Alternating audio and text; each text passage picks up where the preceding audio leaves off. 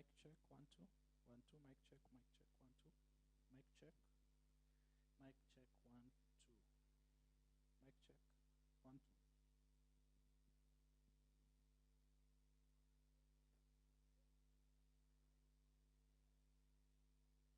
Mic check, 1 2. 1 2. 1 2, mic check. Mic check, 1 2. Mic check, 1 2. Mic check, 1 2. 1 2 3, mic check.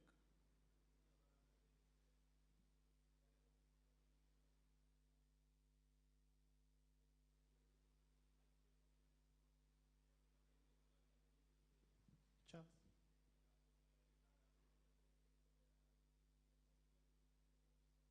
Mic check, 1 2, mic check. 1 2, 1 2, 1 2, mic check. Mic check, 1 2. 1 2, 1 2, 1 2, 1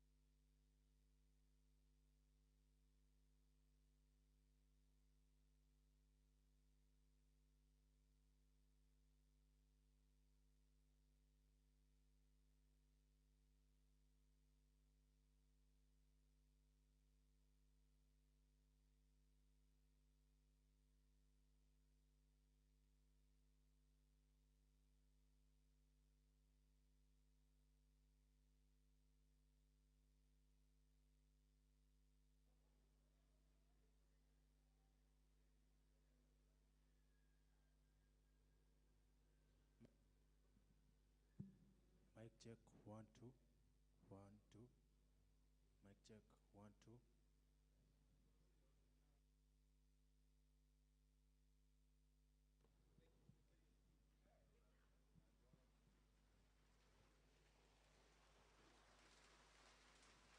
Mic check, 1 2. Mic check. Check, check, 1 2, mic check. Mic check, 1 2. Karakana Dialogues, Careers in Modeling, Part 2.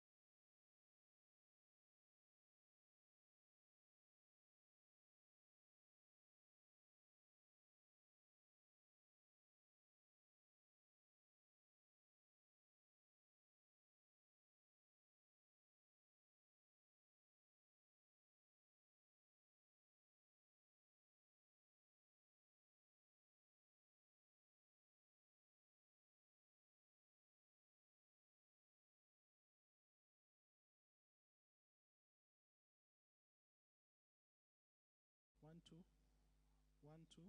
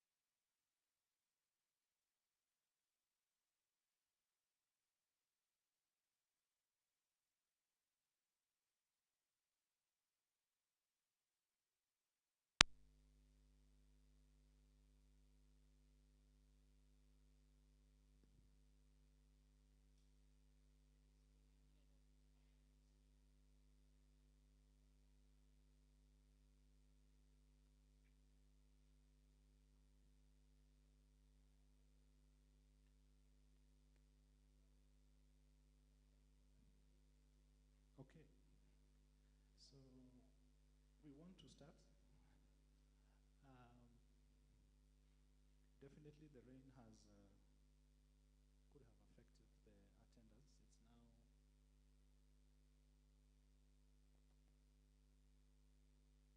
5:33.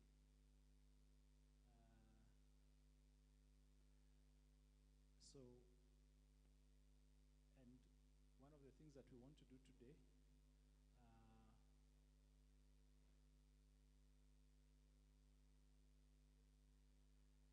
luckily we have this feed going to, I think there's a little bit of echo. Uh,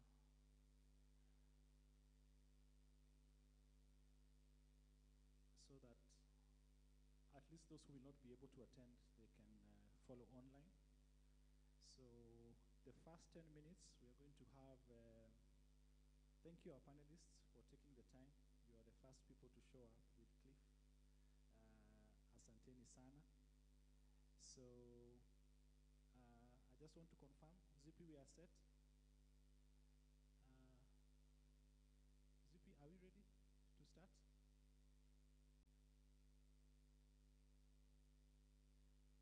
Okay.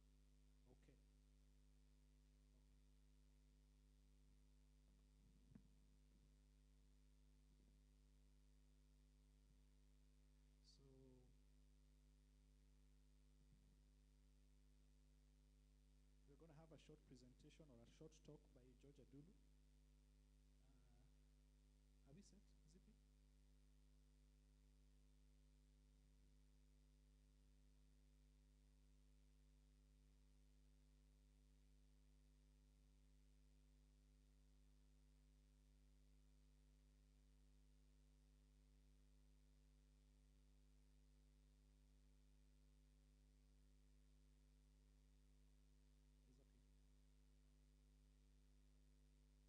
It's okay. I want us to start. So because some of you who are watching know the speakers, I want to introduce our first speaker, and then we'll have the panelists come on stage. For those who are in the room, asanteni sana. I know it's a bit cold. Maybe you can just come to the front, even if at least it will look warmer. And we are glad for those who are here and those who will be watching the live stream later on YouTube, will be able to learn one or two things from the experts who are in the room.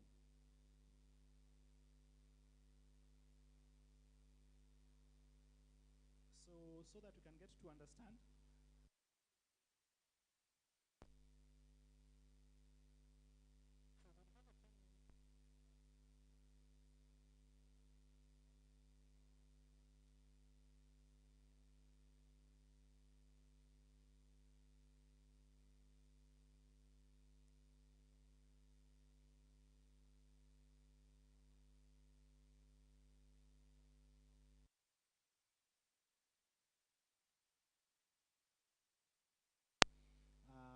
for the young people who aspire to be models. And in the last 12 months, I can personally attest that he has used branding to deliver wins for underdogs. He has also successfully branded several startups, including law firms, NGOs, and corporates. So George Adulu hopes to help more leaders and startups in 2023 and beyond to stand out from the crowd and achieve their goals.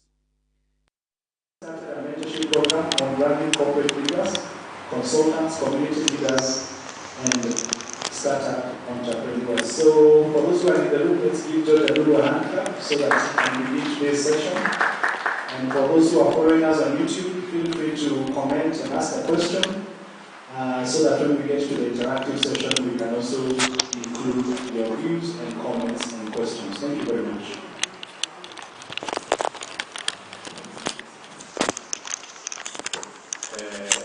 Good evening. When Steve was introducing here, I was trying to, wondering, is that me that is trying to introduce?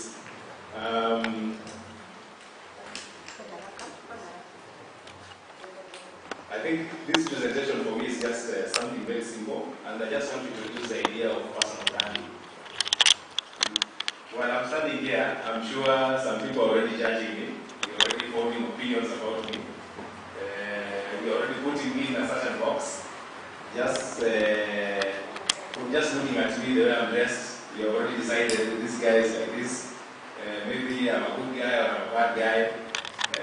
Maybe the way I'm talking.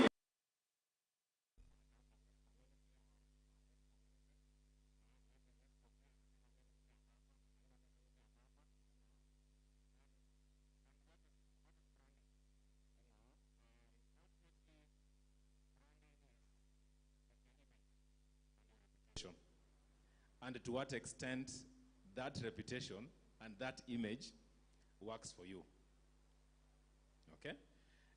The way it works is that, I'm sure some of you, wherever you are, you've seen people less qualified than you getting opportunities that you think that should be coming to you. Have you come across that? You look at somebody, you're like, wait a minute, how did they get that opportunity? How did they get that consultancy or that job?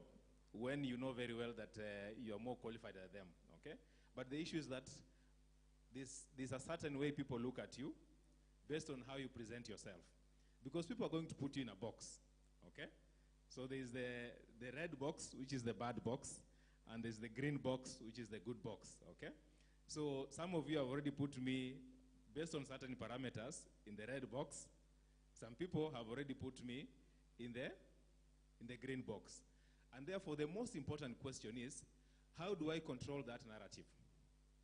How do I ensure that when you look at me, you always put me in the green box as opposed to the red box? Because I don't want to be in the red box. Okay? So the process of branding is being deliberate about how you present yourself, how you come across to people. Okay? Because that is how you're going to attract and not chase opportunities. And there's a story I like to tell. I grew up in the village with my grandmother. We used to go to the market. My mother tells me that from as early as I could walk, I never left my grandmother's side. When she went to the market, nilikuwa hapo next to her. Okay? So much so that by the time, actually I used to, if anybody asked me, who is your mother, I always told them it's my grandmother. And I used to call my mother by her name because everybody was calling her that. Okay? So because of that process of living with grandmother, as The moment I became a teenager, nilikuwa na nguvu kidogo. When she went to look for bananas to sell, I was the one pushing the wheelbarrow. Okay? You know, and one of the things that I remember from that time is that villagers would always send word to her when their bananas were ready for harvesting.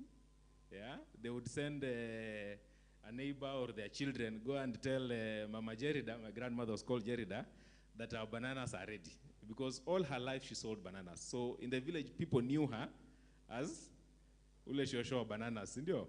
So the moment a banana was ready, they would always send word.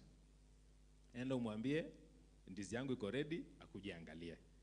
So I would be the one to push the wheelbarrow, tunaenda tunaangalia, you know, anaangalia, anasema, okay, this one, you know, maybe we give it 1 or 2 weeks more, or this one is ready, okay? And that would be the process, okay? But I also remember that there are very many occasions, because, you know, many people would send word around that their bananas are ready. So sometimes, most of the time, she didn't have money to buy everything. But for some reason, most of the villagers would give her the bananas on credit. That wewe tunakujua, we know mambo yako ni sawa, utauza, na utatuletea pesa. Okay? And I also remember how when we went to the market, because I also would always go to the market with her, I remember how she was always the first one to finish selling. Okay? And I remember my grandmother was the type to tell a lot of stories. So I would see the same faces over and over and over coming to buy bananas from her. So while others would have to wait until end of the day to finish selling their bananas, by around 2 or 3 p.m. tumemaliza. You keep her profit, we pay the villagers for the stock. Okay? Now, that actually had an impact on me deciding which course I wanted to pursue when it was time to go to university. Because for me it was clear, if I'm not going to do medicine, I'll be in the business side. Okay, you see, I'd been introduced to selling all this time. Now, the funny thing is that it took me to go to university to go and do a master's degree, work for almost 10, 12, 13 years, start my own businesses, and struggle to make a name for myself, okay? Only to realize that what I was lacking and what I needed to make it in business was a good name and a good reputation, a brand. Something that my grandmother had all along. Because it's because of her name and her reputation that opportunities kept looking for her. She didn't have to go and look for where to get her bananas. You know, when she went to the market, because of her good name and the experience that she created for her customers, she always found it easier, okay? And therefore, as a model, as an aspiring model, you know, you're wondering, how do I break through in this very competitive market? Because, you know, modeling is very competitive. You start very many, but then only one person is going to be crowned the winner. So how are you going to stand out? My grandmother had the answer for it. You have to invest and build a deliberate image and reputation so that opportunities will always find you. When people are looking for somebody to do something, your name needs to be the first one that is dropped on the table. And that can only happen if you have a good image and a good reputation. And that is the essence of branding. And therefore, you might be wondering, what does a good brand look like? A good brand achieves 3 things. Okay? Number 1, a good brand is authentic. A good brand is authentic. It does not look like anybody else. If, you know, in the finals of the beauty pageants, there are always 8 people. If you look like anybody else, or talk like anybody else, or behaves like somebody else, then the judges have no reason to, you know, they are struggling. So, you know, which one do we choose? Because then you're not standing out. The whole essence is that you need to be able to stand out, be known for something different. So a good brand is not a copycat of anything else. They are very authentic, okay? They are who they are. So resist, as a model, resist the temptation to behave and talk and dress like anybody else. You need to find your own unique style that works for you, that says something about who you are. Number 2, a good brand is consistent. A, for authentic. The second one is C, for consistency. Remember, it is not what you do once. It is what you do over and over that eventually people know you for. This is the kind of person we're dealing with. Yani, when your name is dropped on the table, they know exactly what to expect because you've been consistent in your behavior, you've been consistent in what you talk about, you've been consistent in how you present yourself, so that people know exactly what to expect from you.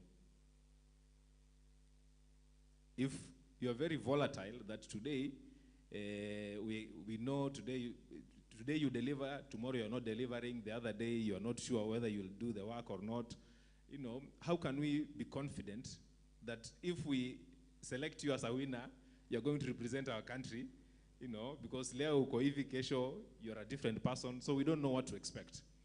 And human beings love consistency. If we are sure of what you are getting from you on a consistent basis, then it becomes easier to deal with you. I don't know whether you've ever met those people that they're like volcanoes. You don't know, anything you tell them, watalipuka tu, or you don't know what to expect from in terms of a reaction. So you have to be consistent because that's how you build trust. And people do business with people that they trust. People give opportunities to people that they trust.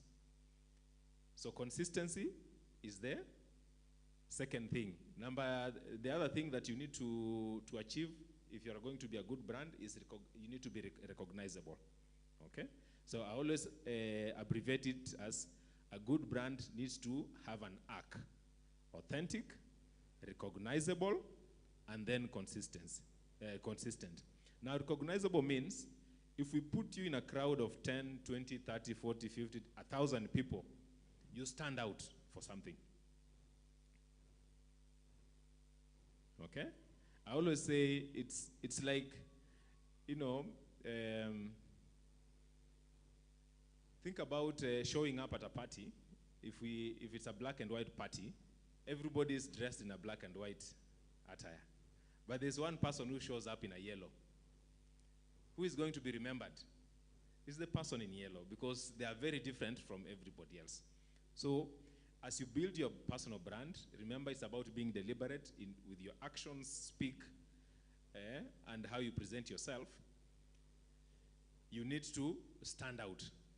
Because also the human mind, the way it's wired, we tend to pay attention to things that are out of the world.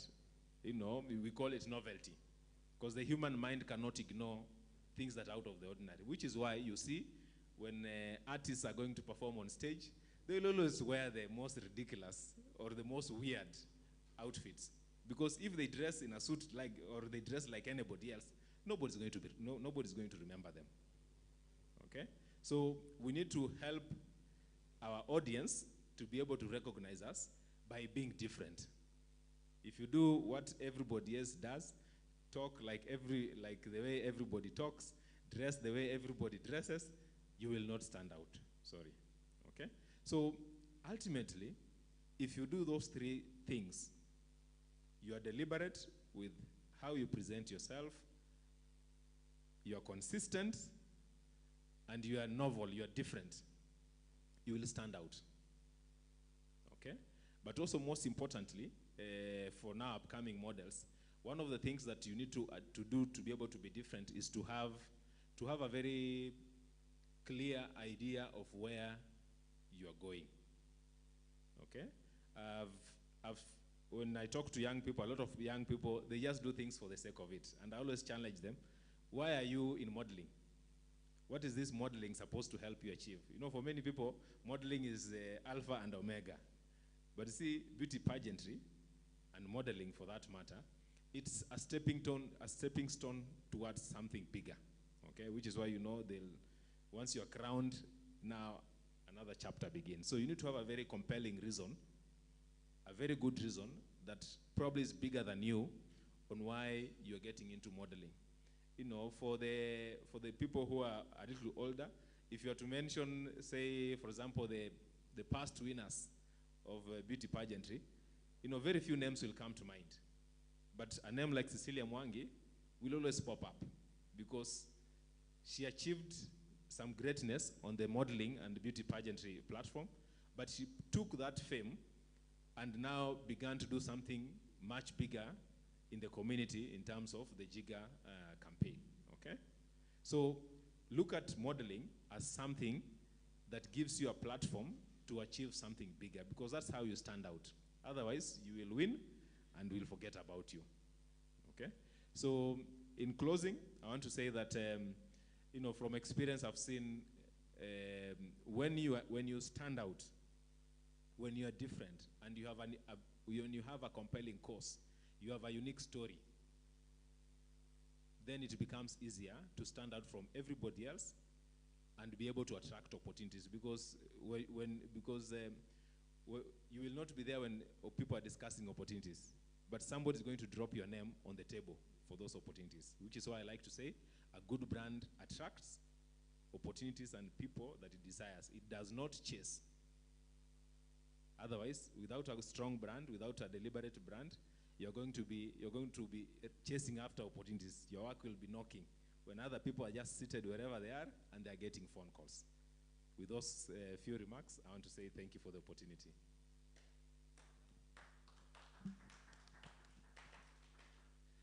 Asante. I want to ask our panelists again, including George, please come on stage.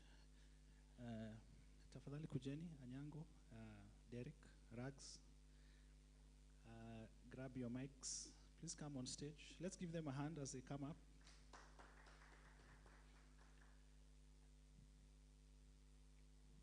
So,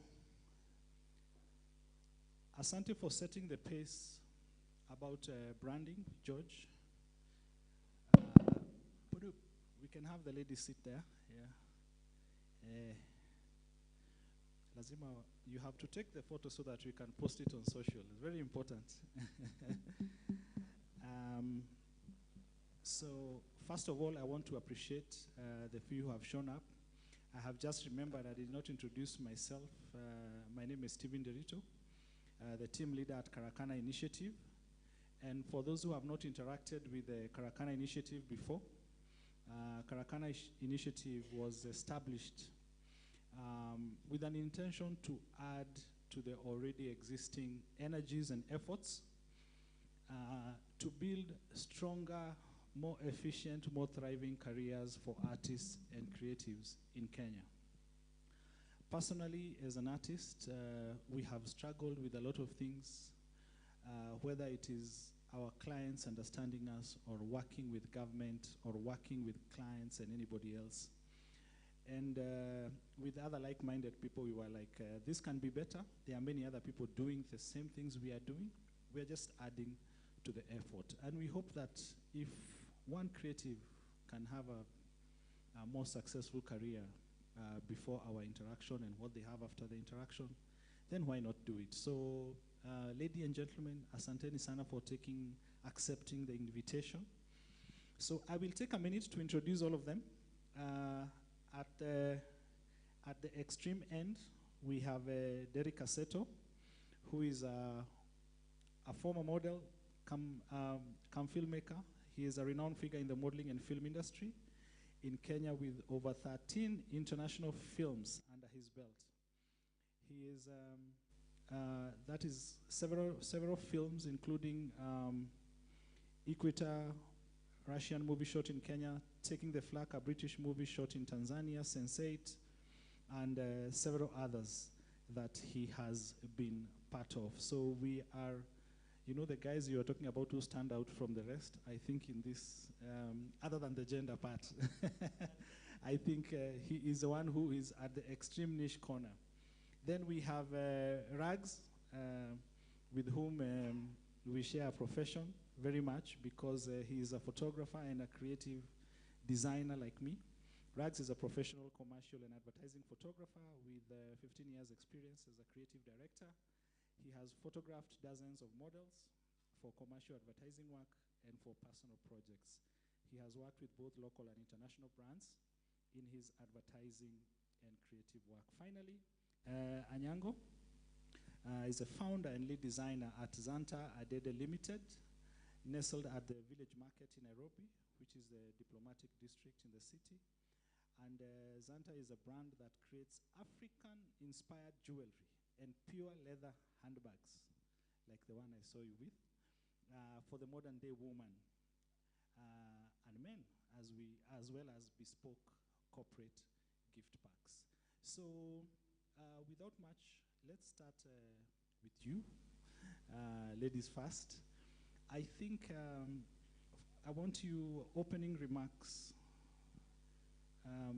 for a model who's in the room, aspiring model who is watching, from a fashion design perspective. You know, today we are dedicating to the professionals who support models. What role do they play? Whether be it clothes or accessories, what role do they play and what should they be expecting and what do you expect of the models when they come to your space? Good evening, everyone. My name is Anyango. So what we normally expect, excuse me, what we normally expect is a look that is relatable to an ordinary woman. Like, you don't want your products to be portrayed as being extreme, thin, or extreme, you just don't go to the extreme ends. You just try and be natural as possible, functional, and decent. That's all we look for. Okay. Yeah.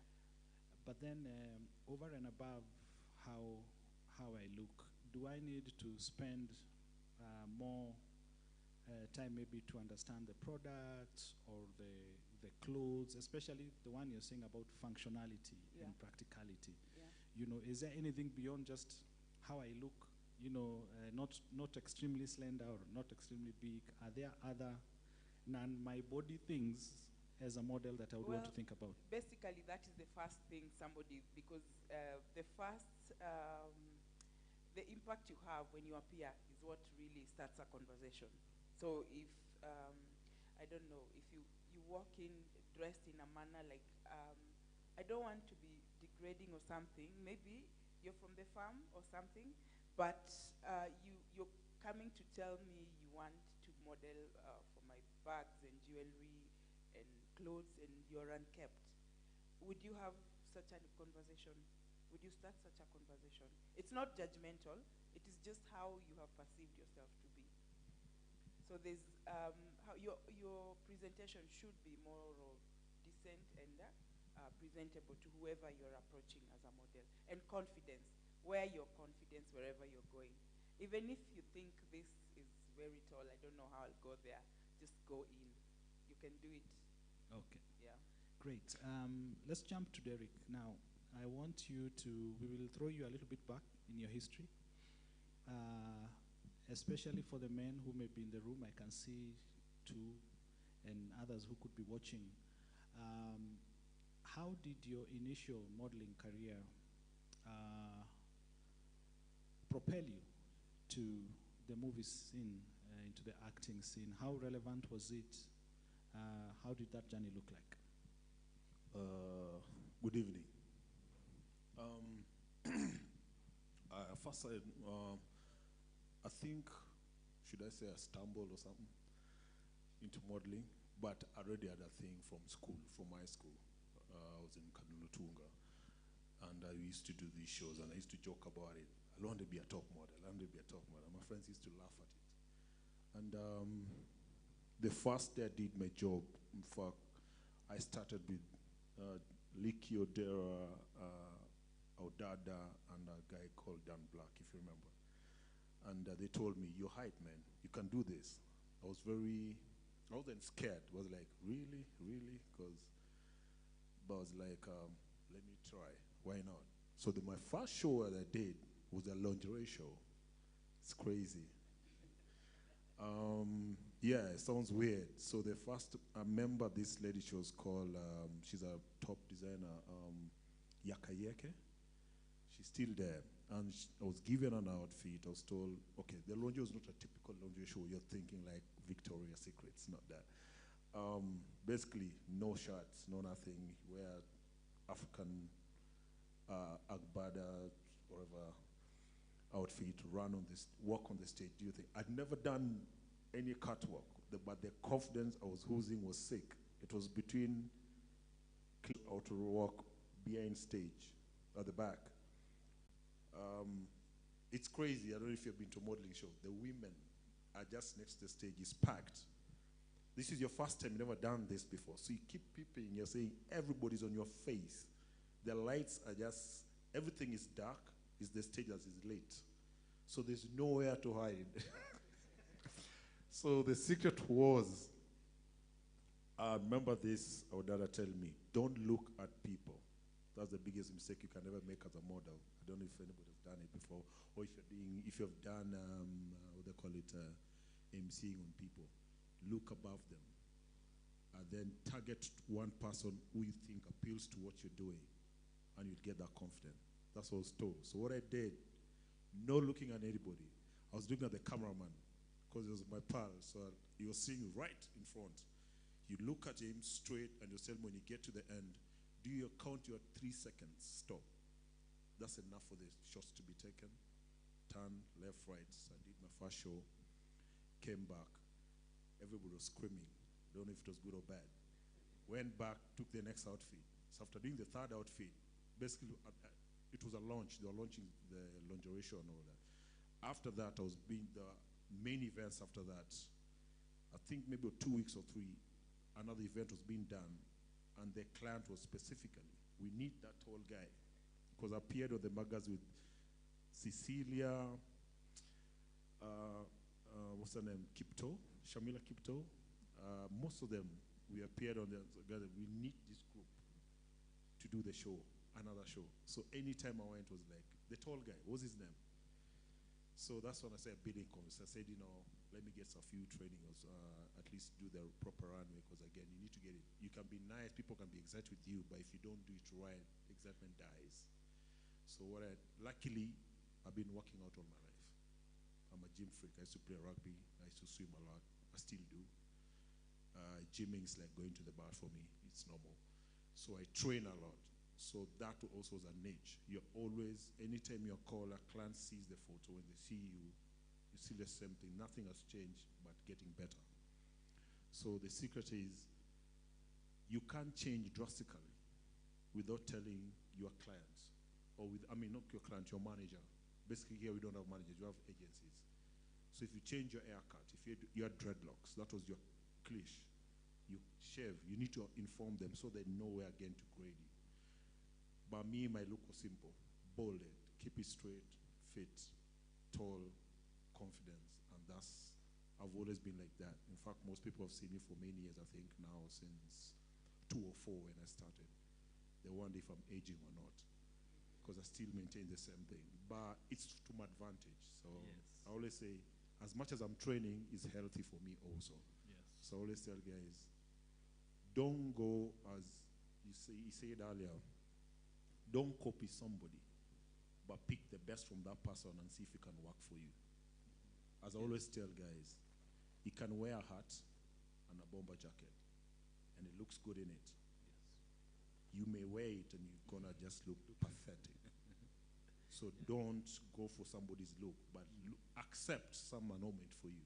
Like me, I know, I don't do hats, period.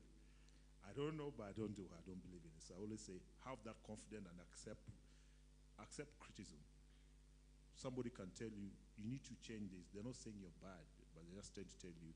If you listen to them, you may get something. But if you took it negative, you may succeed, but to a certain point, then you're cut off. Okay. Yeah. Interesting. I didn't know this part, Liki. Kumbe, you can start on that, and we are going to come to that lingerie part. Please give him the microphone, because thank you very much for that. It was a good accident that you landed on the runway and started. Rags, Rags is his nickname. Otherwise, Serikali inakujua kama Michael Moremi.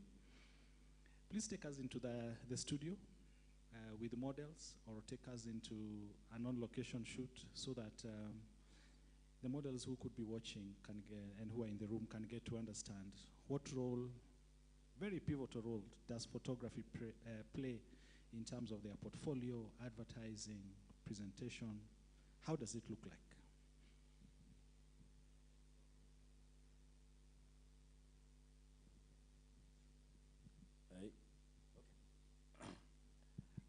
So basically for me, I deal a lot with commercial models and fashion photography. And the key is normally, as they're saying, how you look, how you present yourself is everything. So also the people that you work with in terms of to capture your images, conceptual stuff to build your portfolio, also show somebody else who doesn't have access to you directly or can see you to know what kind of work you can actually be able to do. So also like now, say for example, if I'm doing a commercial thing, your smile, how your eyes light up in the ad to bring out an expression or an emotion, showing somebody else somewhere will be able to make judgment in terms of, oh, this model can actually work for this other product of mine. If it's fashion, again, it goes into a lot of other things. Your posture, your command of, your frame, you understand yourself in terms of how best to work with a short dress, long dress, trouser, pants, the exaggerated look, either if you're going for couture or we're going for a normal, what's it called, like a lookbook, like for Vogue, for example, right? That's the catalog. So how you do editorial, how you do, your high fashion, and how you do your couture, all the poses and everything showcase who you are as a model. So normally, for me in studio, the catch is how well you behave in front of the camera, your confidence again in terms of expressing certain looks, and how well you follow instructions. Because there are certain things we will guide as a photographer in terms of getting a particular look and a feel. So, say for example, we're working on a project which is extremely dramatic, and you have a very flat face. You can't express yourself well. You can't do the growl. You can't do the facial expression where you're showing some form of either anger or happiness or whatever. Then for me, it becomes a bit difficult to work with at that level, right? So, not in a bad way, but most people who are aspiring to be models also need to be very conscious in terms of your entire self, especially in front of the camera. So yes, you could be posing, right? So that's what you're listening to me, but then your face has changed. So now when we start to fix the face, we're fixing again your pose. You take more time in the studio and it becomes more irritating for the set. So if, say I'm on a client shoot, and I've said this is the model I think we should work with. In the first 5, 6, 7 pictures, I'll be able to tell the client, this person don't crack this thing for us, right? And at that point, we have backup. So that's why also even in casting, there are certain things that they look out for. So you might fail and think, oh, those guys were too judgmental, they didn't pick me, I'm very beautiful. Everything could be working, image-wise. But your expression, your character role, and especially like, if you're acting, it also works the same way. Because this is a still image of a moment that needs to depict something. Yeah, so that's it. Okay, yes. I mean, as a photographer, I can attest that you, as a photographer on this side of the camera, you're always anticipating your subjects to be responsive, to you want them to have the expression, strike a pose. There are times you're photographing people and there are those ones also like, like family photo shoots. Nitakaa aje? Mikono nifanye nini? Then when you're doing a fashion shoot and you have a model, they're already giving you the poses. It's you to keep up with them, and that is really very good and very responsive. I think as I check the other mic, you can give her that one. Anyango, I want to tell us, social media has exponentially changed everything that we do, whether it's advertising models. Now, I think someone can launch their career maybe through just influencer marketing. Maybe, what I'm asking is, how does it differentiate between being a model on Vogue or an international beauty product, Nivea, and then also photographing my clothes to post on Instagram, and that Instagram feeds me and my family, or photographing handbags, whether locally made or international or imported from China? How does the difference vary between just kawaida product marketing on websites and social media, and then going into big screen and billboards and big print newspapers and magazines. How does that vary between Ligiso na Ligindogo? Let's say when I was starting off, it wasn't something that I was keen on because I was employed in the government, so you get all the profits and all that, so you're not keen on a lot of things. Then slowly I started working on my brand. I was able to be at Paris Fashion Week, Milan Fashion Week, and London. So now I'm going to Seattle. I can tell you for sure the potential we have in Kenya is way much bigger than we realize. Because when you're functional and you're owning what you own as an African, and you're authentic and speaking about it, be fearless. And social media is quite a good twist to everything because I keep saying the conventional marketing techniques we learned in school are no longer viable. Things have changed. Every day marketing is a different process. So today it will be influencers, tomorrow it will be a billboard. So you have to keep changing with times.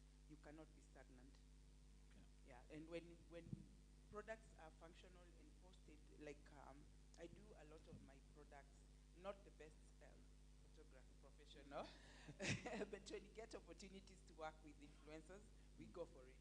So it is, it's a very good process.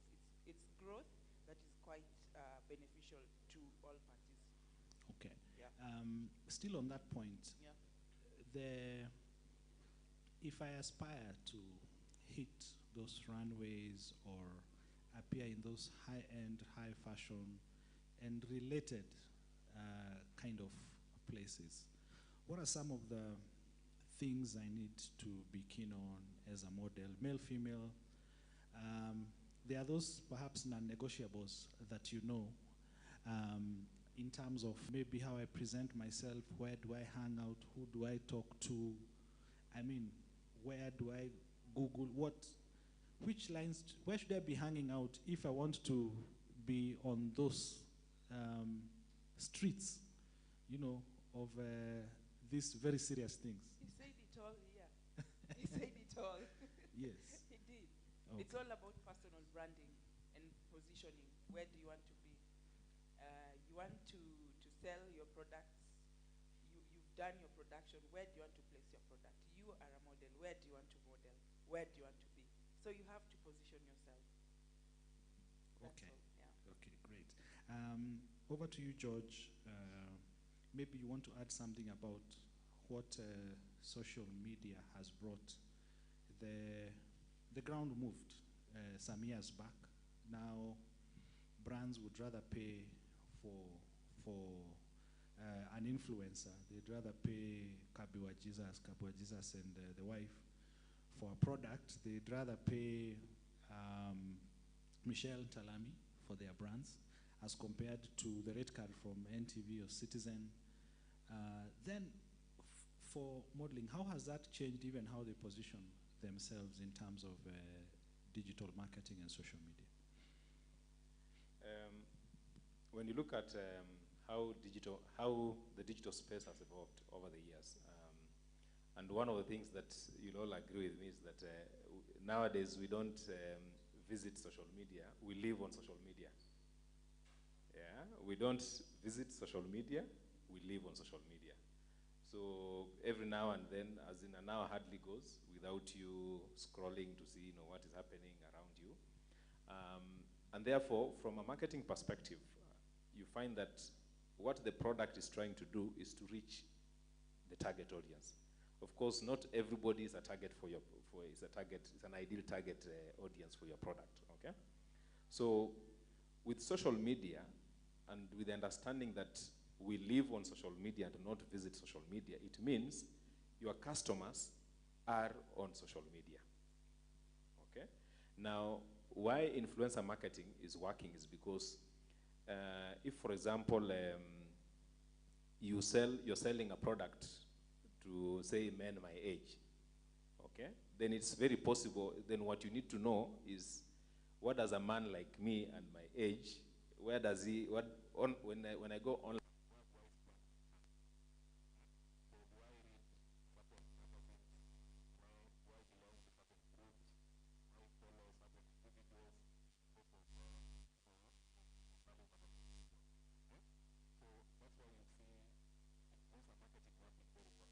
because a brand is able to tell for our ideal customer, the profile of our customer that would buy this product. Say, for example, they hang around Rag's page, they follow everything that Rag is doing, and so then it means if I talk to Rags, if Rags promotes my product, then I'll be able to tap into their audience. That's why social media has become very powerful. And you see also social media and digital spaces have broken the barriers. Long time ago you needed $1 million budget or a lot of money to be visible to your customers. But now social media, you can be here and you're selling in New York. 20 years from now, she would have to open a shop in New York to sell her brand. But now, she doesn't need to do that. She can sell while here. You have DHL that will send the products to, but the sales are happening right, in online. But just to the other thing, maybe probably just wanted to comment on what the three of them have said, because if you look at what you're saying, you're saying he has remained himself. He has remained authentic over the years. And when the agencies are looking for him to give him jobs, they know exactly what to expect. And remember, like he said, if I change my look, I have to inform my agency that I've changed the look.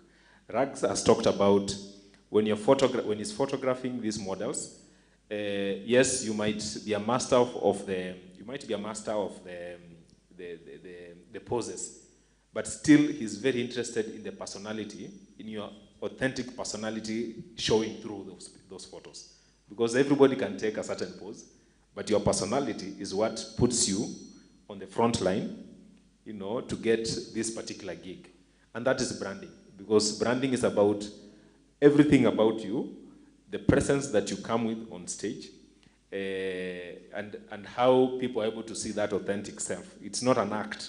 It's who you are, because that's how we know this is the person you're dealing with. She talked about, her brand, being appealing to the everyday woman, And so you can see everything is, authenticity is a very important thing in branding. I think if you lose that, you're lost. Good.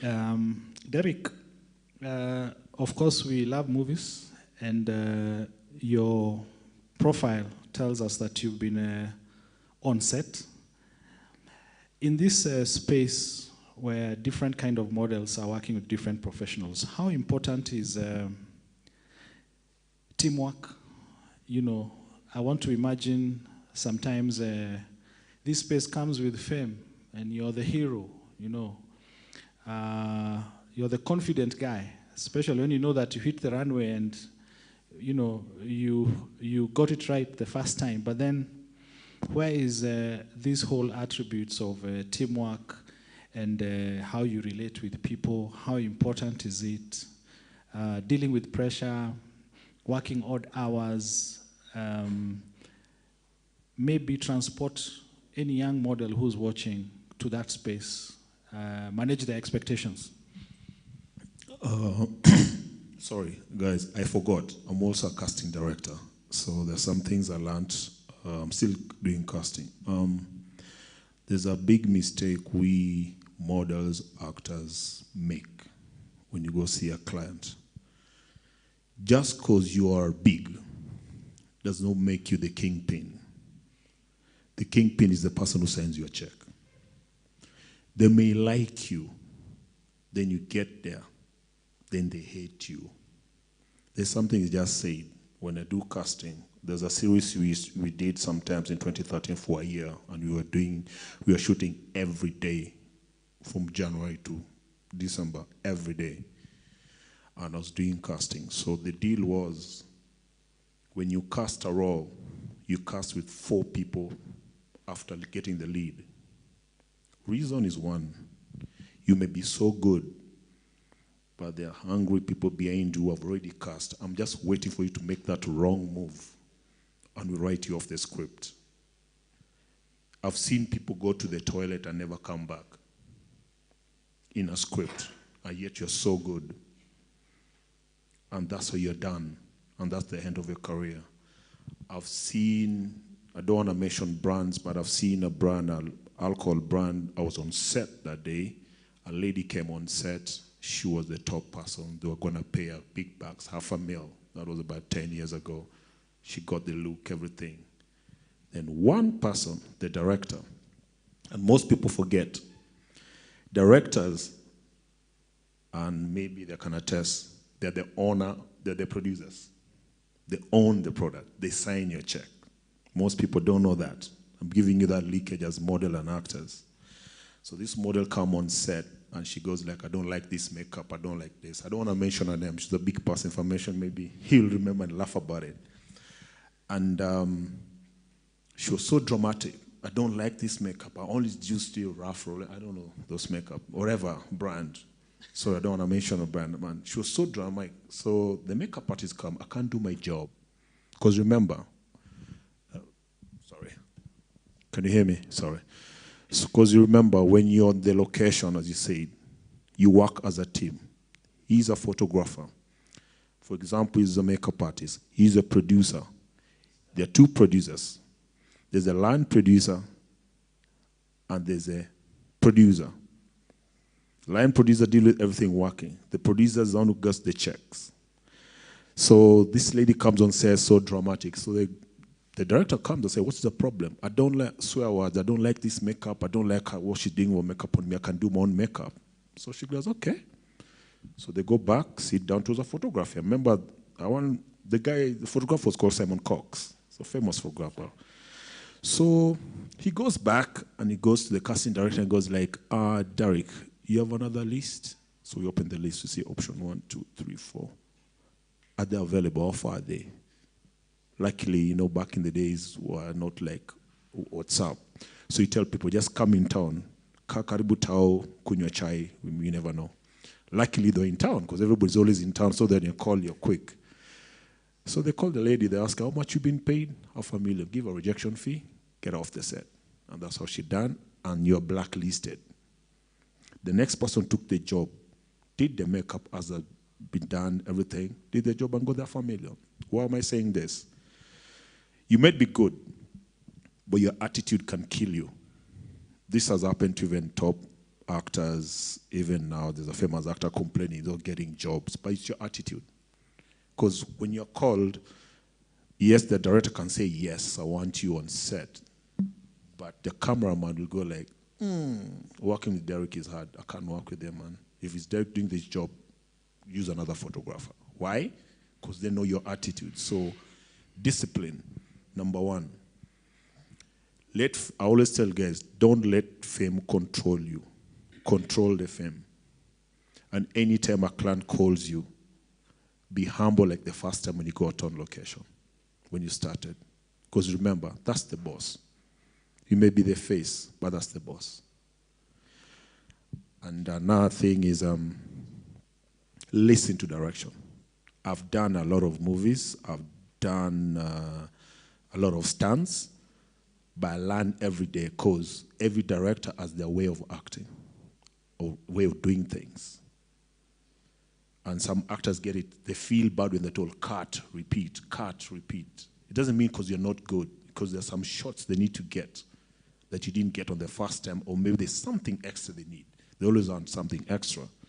So a photographer can tell you, I need you to pose this way and smile this way. Doesn't mean you don't know how to smile. It's because there's something they've already seen, they want it.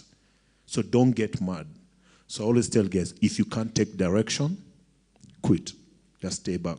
Because to be blacklisted in this industry is a second.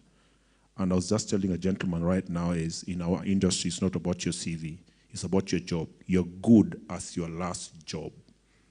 You may have done 15 movies, you're the superstar. By last job, did you perform well? Did everybody complain about you? If they did, you're done. That's how it works. Great, great. I think we have seen or heard in different spaces, creatives, as you pass the mic to him, where, people have lost patience on set or even with clientele, and some even gone on social media, and, some of those things blow up in front of their eyes. I don't know if, Rags, you want to add to what he was talking about, teamwork and the set, working with stylists and even the art director on set for a photo shoot or an advert shoot? Yeah, you see, I think also the other thing that, just to add on to what you're saying, one, when you're in set, everything is calculated to the time, right? So you have a call sheet. That call sheet dictates even when you sit and have tea. Two, like with me, I'm on set as a photographer, I'm probably, like nowadays they combine the TV and the photography are done the same day. So we all have a timetable. So me, I'm already on set, early in the morning with everybody else. It's not that I'm a superstar photographer, so I'll come when my time comes. So even me, I'm already respecting the call sheet. All models and everybody that needs to be on set has to be on set. You have one job to do: execute the brief. That's it. That rule is for everybody. But if you also make my work harder to do, and I'm not getting what I need to output, because remember, I'm working also on a client brief. I go back to the casting director, I go back to the director, and I tell them, now, this guy will not give us what we want. And you can be easily replaced, right? So there's always backup. That makes it more efficient. Number two, another thing that I've also realized, especially with the upcoming models, everybody wants to be a model. Everybody wants to be on camera. But have you even evaluated yourself, right, in terms of your capability as a model? Number two, do you know how to relate with people? Because this industry, first of all, is so small in terms of the guys who control it. Your relationships count to the last guy you are working with, including the guy who you thought at the back was just putting in the mics. That guy, you talk to him badly, and he was just putting a mic in your shirt. He goes and tells the guys, hey, that one, me, Stacky. And by the way, you find it's one that has killed your entire career. You did, yes, the ad, you got paid, but they'll never call you again. Two, respect other people's opinion and also respect other people's time. Now, I've had models who I've had to actually purposefully, I'm not doing anything in the afternoon. We've already agreed, come to the studio at 10 o'clock. My makeup artist is sitting, me, I'm sitting. Then you walk in at 12:30. Me, I have no problem. See, the studio is open. But I will not shoot you. And the makeup artist will not touch you. And you can hang around and waste your time as well, because that is where your character personality is. I will not call you again. Two, there are things even when you reach out like to me on social media. The first thing I check if you say you're a model is I go to your profile. Everything has to turn me on completely as a photographer and think, wow, this person actually looks, acts, feels like a model. Because there are models for everything. There are models who are good at advertising. There are models who are good for high fashion and things like that. How you dress, how you look, how you portray yourself creates me as a creative now to have more interest in you, right? So even for models as well, how you operate from your personality to how you act, to how you look and you feel. And just to add on what you're saying in terms of authentic, is what gives me that extra push to say, I like this person. Now you've been called for a job, you've come on set. What is your role? Again, that's the only thing I always ask models. What is your role? So that you now understand where you fit in the whole ecosystem. And a simple thing like that, just shouting at a makeup artist, you might think is nothing. But remember, that is what has to be worked with. Now, makeup, as I always know, has always been a problem to most people. But if you actually have a skin condition, you have a problem as a model, tell the makeup artist. They normally know exactly what to do. Because even the makeup in most advertising sets and movies are not dramatic. In fact, I think I do more makeup for longer, for a high fashion shoot, than an advertising thing. So also be accommodative, but also be open in a respectful way, right? Great. When you have in the industry, then people start saying, that one we don't even touch with a long stick after you have messed up many times. Anyango, you have the mic, yes. Especially for the ladies who are in the room, you know, sometimes there are sensitive issues that deliberately, as a woman, that you would want to tell them, either how they relate. I don't know if this panel is giving us the right perspective. Is it a man's world? Maybe you need to break that, help us break that, you know. What kind of things should they expect, either difficulties or advantages, break some myths, you know, encourage one Can see one there with her sash. So what would you like to tell them, especially when it comes to a model, a female model, a lady, who's aspiring to get into fashion or into your accessories and bags? Tell them, encourage them. Also tell them of any challenges that could be waiting. Mike. Oh, sorry. I guess my field is totally different. I have to work with everybody across the board. Basically, everybody has to be confident in what they want to do. You want to be a chef, you need to figure out your path. Who is your clientele? Who do you want to work with? So you have to structure your ways in a way that you're able to penetrate the industry. There is no science about it. So you have to learn new trends every day, keep reading, researching online, and then you learn more about what you want to be. And also, you have to learn to work with different people, even people whose opinions are different from yours. Be very calm and patient. Like currently at my store, I do a lot of cross-marketing with different brands. So they come and stock up at the store. It's not all about my brand, because somebody will come and they want a dress, they will do the jewelry and bag. So I have bigger brands that do clothes that we stock together. So cross-marketing is something that was never there before in the creative industry. Even models can cross-market because you can be able to talk to each other and learn a few things from each other. So it's all a learning process. Okay, thank you very much. Shifting gears a little bit, George, I think we were even talking about this earlier in the interview that was being done somewhere, and the gentleman could not express himself. You know, in spite of being in a very big position, you know, and the guys who were doing the interview had to do several takes. You know, you can imagine a very senior person in an organization. And most likely the guys will be editing that video will have a very hard time. What am I getting at? In all these things, you know, the skills, the additional skills that you have to learn. I know we have said before, Licky, you can just have the looks for the runway. But then what boost does having additional skills give you? You know, if you can stand in front of people and impress an audience, or if you can, I don't know, if you can sing or if you can do another skill, what role does that play? And why would a model be keen on it?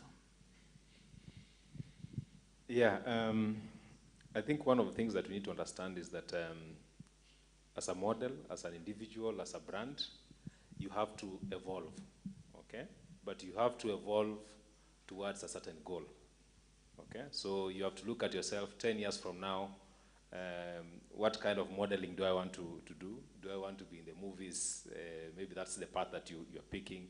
Or maybe you want to do high fashion modeling. Is it catalog, as you said, product, and so on and so on.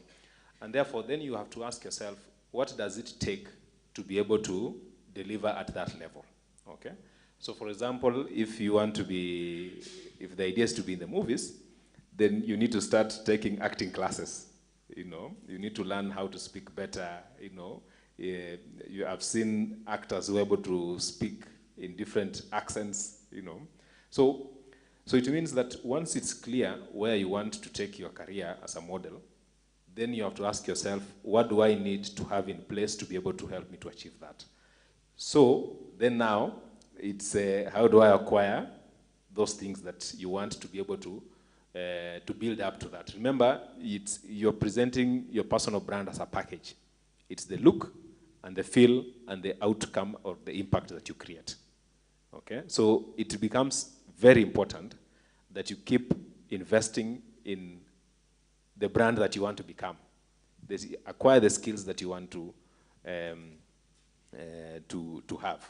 And I always say sometimes the challenge we have is that a lot of, you know, there's that process of unlearning, yeah?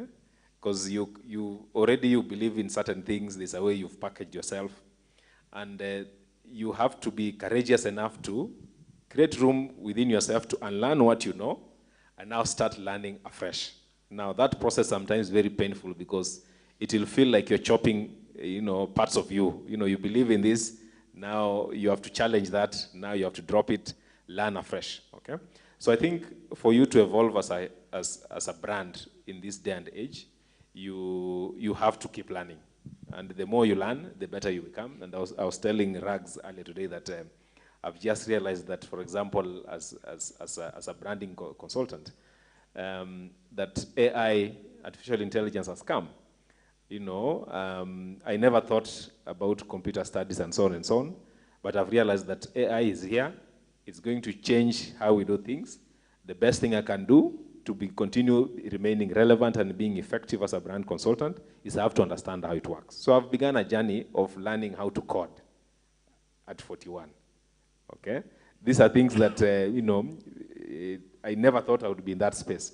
But it's just the presence of mind to know that 3, 4, 5 years from now, if I'm not able to be effective, and AI is here to help me, if I don't learn, I'll be out, I'll be irrelevant, okay? So look at where you want to go, identify the skills that you need, talk to the people who are already where you want to go, interact with people who have gone ahead of you, and they will be able to guide you and tell you, okay, for you, if you want to be in this space, these are the things that you need to have in place. Then now, be ready to do time. Remember, the 10,000 hours you have to put in anything to become a master. Be ready to commit that level of time and effort. Thank you very much. We want to appreciate the guys who are online.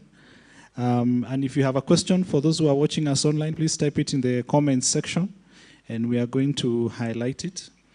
Accidental runway experience to serious modeling, to acting and stunts, and then to being a casting director. I mean, what am I saying? Adding to what George has said, every additional skill that you have multiplies the opportunities for you. I think, I may not know much perhaps about her, but I can attest, jamaa alienda kustudy art Maju. He's supposed to be an artist. Then he came to do some graphics upper. Then worked even for agencies, top-level agencies. He's a very serious photographer. I don't know many photographers who do commercial photography and advertising. And I have known he's done big projects. He's also photographed big people in this country. When I first met George, he was my photography student. Now he's coding. I think as a model, it is very important, if you can. It may not be everybody perhaps, but I can guarantee you, in fact, in every creative space or profession, you add a skill, sometimes as a hobby. My photography was a hobby that spiraled out of control. You multiply the opportunities that you may have. So for any of those who are watching, feel free to ask questions, even those in the room. I may have to forgo my mic, perhaps, so that, where is Dennis? You can call Dennis so that he can come and help us move the mic around. But before we do that, I think Rags want to add something. Yes. I think, sorry, there's something you had asked earlier in terms of risk. And I think I need to just make a small comment. Yes. I think one of the most abused professions, let's call a spade, sexually, is modeling. So young people feel they want to be a model. So who do they go to? So either you go to your photographers, or you get yourself into a set, or you get into some form of thing. And this is both male and female. They're abused in different percentages, but ideally that is it. One, and I'm not talking about even in terms of sexual prowess, I'm talking about abuse in terms of work. So you're given things to do at a very cheap price. So I know I'm using you, but I make you sign non-disclosures, I make you sign waivers and whatever.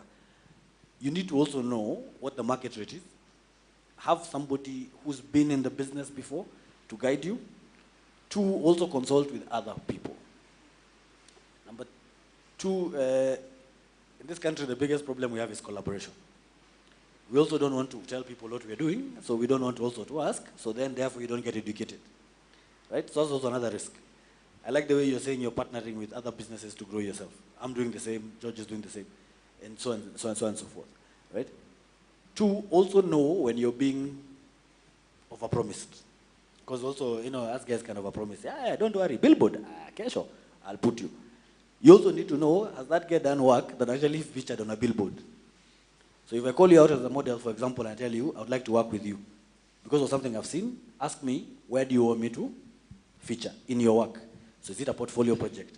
Okay, is it free or you're paying me? Is it for a client? Yes, okay, how much are they paying? Take time to make a decision and go and ask. What is the rate, Nini? Then you discuss. Before you put yourself into exposure. 2, have your contracts checked if you're given a contract. Because there's a way I'll get rights to all your photos without me, the photographer, or you, the model, benefiting because the client has signed off between the two of us. And you are greedy for the money. Then also understand what it is that your self-worth is as an individual. Never do something that you don't feel comfortable doing. So if it's lingerie, that's a whole different ballgame and a different set of mindset for you to do lingerie. Even him, you can ask him. I'm sure when he walked without his shirt, there was a lot of self-building. But maybe because he had muscles, he didn't have a pot like me. It was ready. But ideally, you have to also know. So some of the risks that you have to look out for is, 1, hey, I'd like to take your pictures, da-da-da-da. Okay.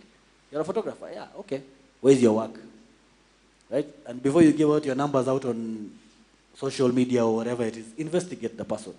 If you Google rags today, you will see many other things about me. Check.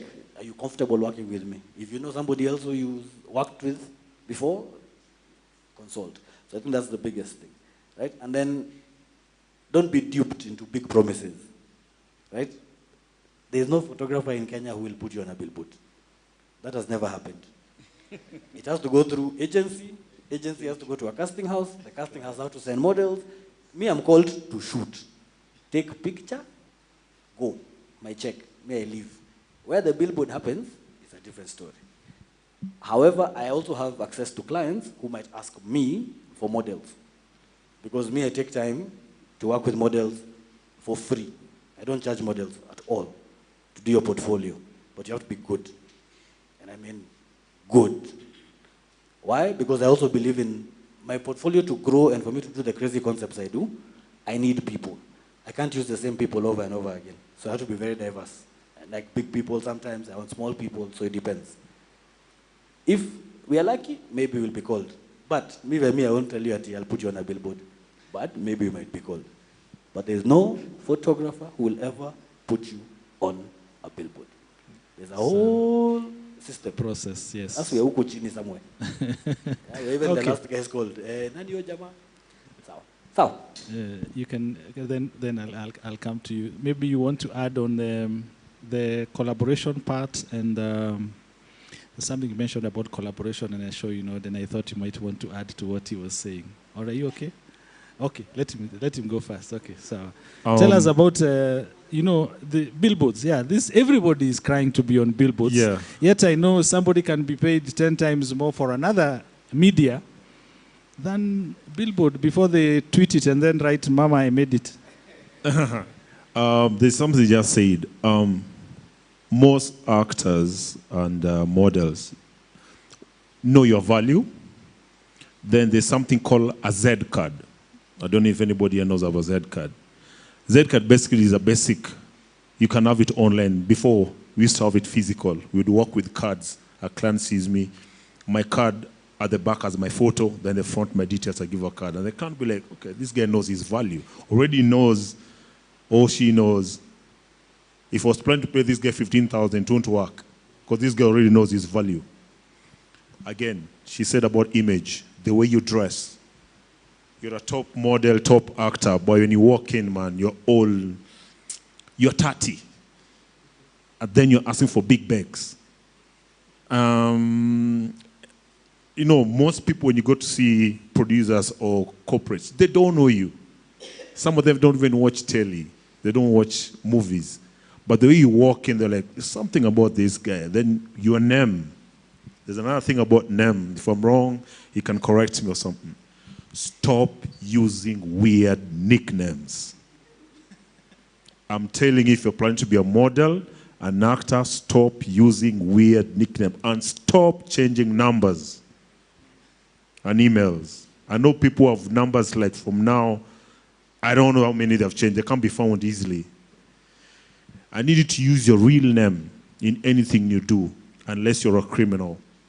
Because once you tell me your name, Derek Assetto, I Google, I'll find you anywhere. Your number, you should have one constant number, unless you're a con artist. So basically, then you're in the wrong industry. You need to know, again, on IG, there's a mistake people do, and maybe you can correct me. Stop following nonsense.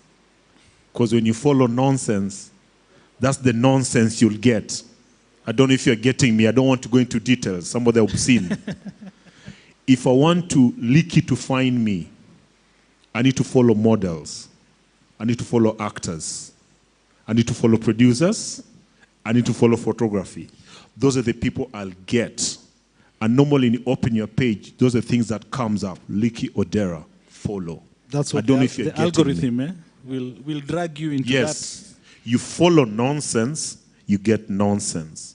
Then again, as a model and an actor, you're a top model, you're good. But on your page, you are twerking, doing some rubbish, or you're a dude talking rubbish about women. Then you think a client will follow you. That's a red flag. Because normally, immediately you mention your name, I'm this, they go to your page, they check. There's somebody literally checking your page into details, everything you posted or shared. So be very careful. And then, just because you have 10,000 followers doesn't mean you're going to get jobs. Because maybe having 10,000 followers of nonsense, then somebody's having 2,000 of serious clients. I don't know if you're getting me. Then you wonder why they're getting jobs from Safaricom. But you, they're 10,000 or 100,000 you're not getting. It's the nonsense you're following. Stop following your neighbor. You can talk with them on the phone, unless your neighbor is a serious person. Follow serious people, stick to your trade. If your trade is photography, follow all the photographers, look at their stuff, post a few photographers, even if your phone. But stop following rubbish, then you expect him to find you. He'll never find you, because you're not in the same web page. I don't know if you're getting me. Yes. Thank you. Great. Don't drop the mic. Don't drop the mic. Allow me to comment on that. Yes, I yes. feel inspired. He's just finished the whole course of influencer marketing. How do you brand yourself online? And how do you behave online so that the right people find you? Remember I said, people are going to put you in a box, whether you like it or not. Just by the mere fact that you show up somewhere, I'll decide where box yako ni green or red, okay? And we said you have to be deliberate so that people always put you in the right box that you want. And even the algorithm knows that. You keep following a certain caliber of people, that is what keeps showing up. Unaona? And then now you'll be wondering why I'm not getting opportunities. Personally on, for example, LinkedIn, and I think I told you a while ago, if your title is not CEO, business owner, head of department, or manager, I'm not following you. I'm deliberate. Okay, so that, in the last month, my LinkedIn network grew by, I think it's about 460 people. But it's the profile of people that I want to know about me. So it's not just anybody. It is very specific people that I want to. So I'm not worried that the same thing. I don't need to grow by 10,000. But 10 CEOs are following me, and I've seen even, I've been followed by some serious CEOs, globally, even some CAS, I've seen them following me, PSS. But just because of the content that I put there, I guess when they check out, or they see, this is a sensible person, we can discuss. Or there is value I can get from this person. But if you keep following the dirty things, they'll keep showing up in your algorithm, and that's all that you're going to be getting. So you have to be very careful so that people put you in the right box that you want. Remember, we'll put you in a box. Upende, usipende. The issue is which box. It is the vibe that you give us, the image that you present to us, the things that you talk about. Yeah. Thank you so much for bringing that up. Yes. Steve, let me just add something. It's nice in this life to live life with this pretentious thing we have of, I want to show everybody in the world every little thing I'm doing every single day. First of all, if you're a model, carry yourself with some pride. Act, look, talk. Show me, walk me through clothes stores, how you guys shop, dress the part. I mean, today you can wear clothes from anywhere, right? At any price. Why? Because we have access to different markets bringing in clothes and flooding them here. You can look like a 10,000 suited person or a 2,000 suited person. It depends on who you want to attract. If you carry yourself with misery, you always post for me your alcohol, drink sprees, and sijui nini, I'll not call you because casual you won't come to the studio. You'll be coming drunk, you'll come with eye bags, it will take me more hours to edit. So you have to look, act, feel like a model. If you're a girl, show me your cleaning routine. If you're a Jama, show me how you got your six-pack. Those are the things that might excite me to also position you elsewhere, right? I think that is some of the things that people also have to be careful about themselves and your online image. Then if you're going to insult somebody, do it privately, right? You don't have to post for me all your depressions, you got lost by a boyfriend, so what? There are 500 other men in town. Does it matter? It's you, right? So protect yourself, protect your brand, then even the people who will talk to you will carry you differently. If you look like a slay online, me talking to you with some form of disrespect is very high because I'm like, this one not ana akili. But if you carry yourself with some, and this is male and female, people will look at you and treat you differently, right? Drinks na mayengs. Jana kulikuaje. So, you want to add something or I can take, okay, the question, and I remember in case your time arrives, please feel free to tell me. Any question? And Dennis has left the room. Where is Dennis? Call Dennis so that he can help. Or Newton, you can help us with the mic. There's one. Let me see the hand. One. Okay.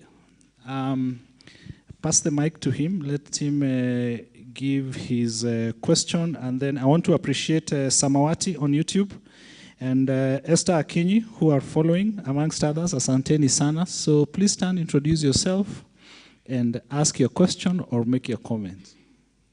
Hi, how are you? How are you? I'm Joshua. So I have a question. Actually, I have two questions. The first one is to Rags. So as a model, yeah, do these terms, for instance, you hear people saying I'm photogenic and I'm photophobic.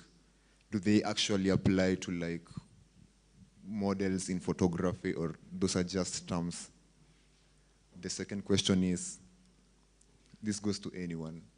So let's say you are aspiring to be a model. What's the actual first step you have to take to enter the industry? That and last question, if you are starting as a model, do you really have to have the numbers in social media? Or can you just start from anywhere with the amount of people you have following you? Thank you.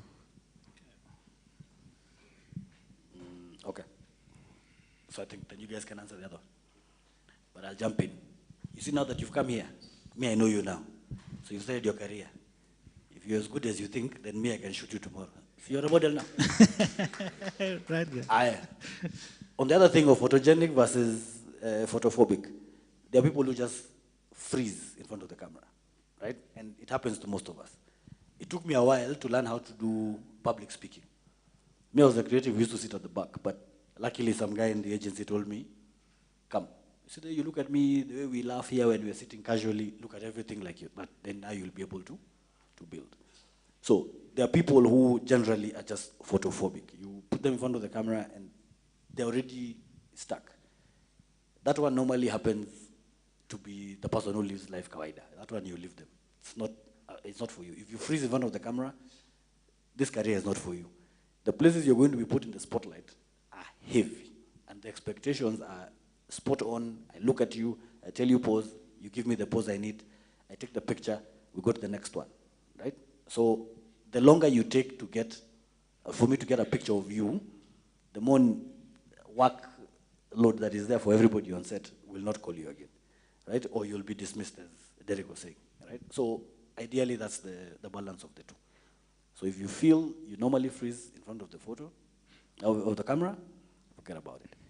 Another thing, if you normally take one hot picture of yourself and you feel it's spot on when somebody else takes it, because remember I can take my phone, the angle might be wrong because maybe I'm not a professional photographer, but somebody else looking at it can see this guy's pose is actually a model.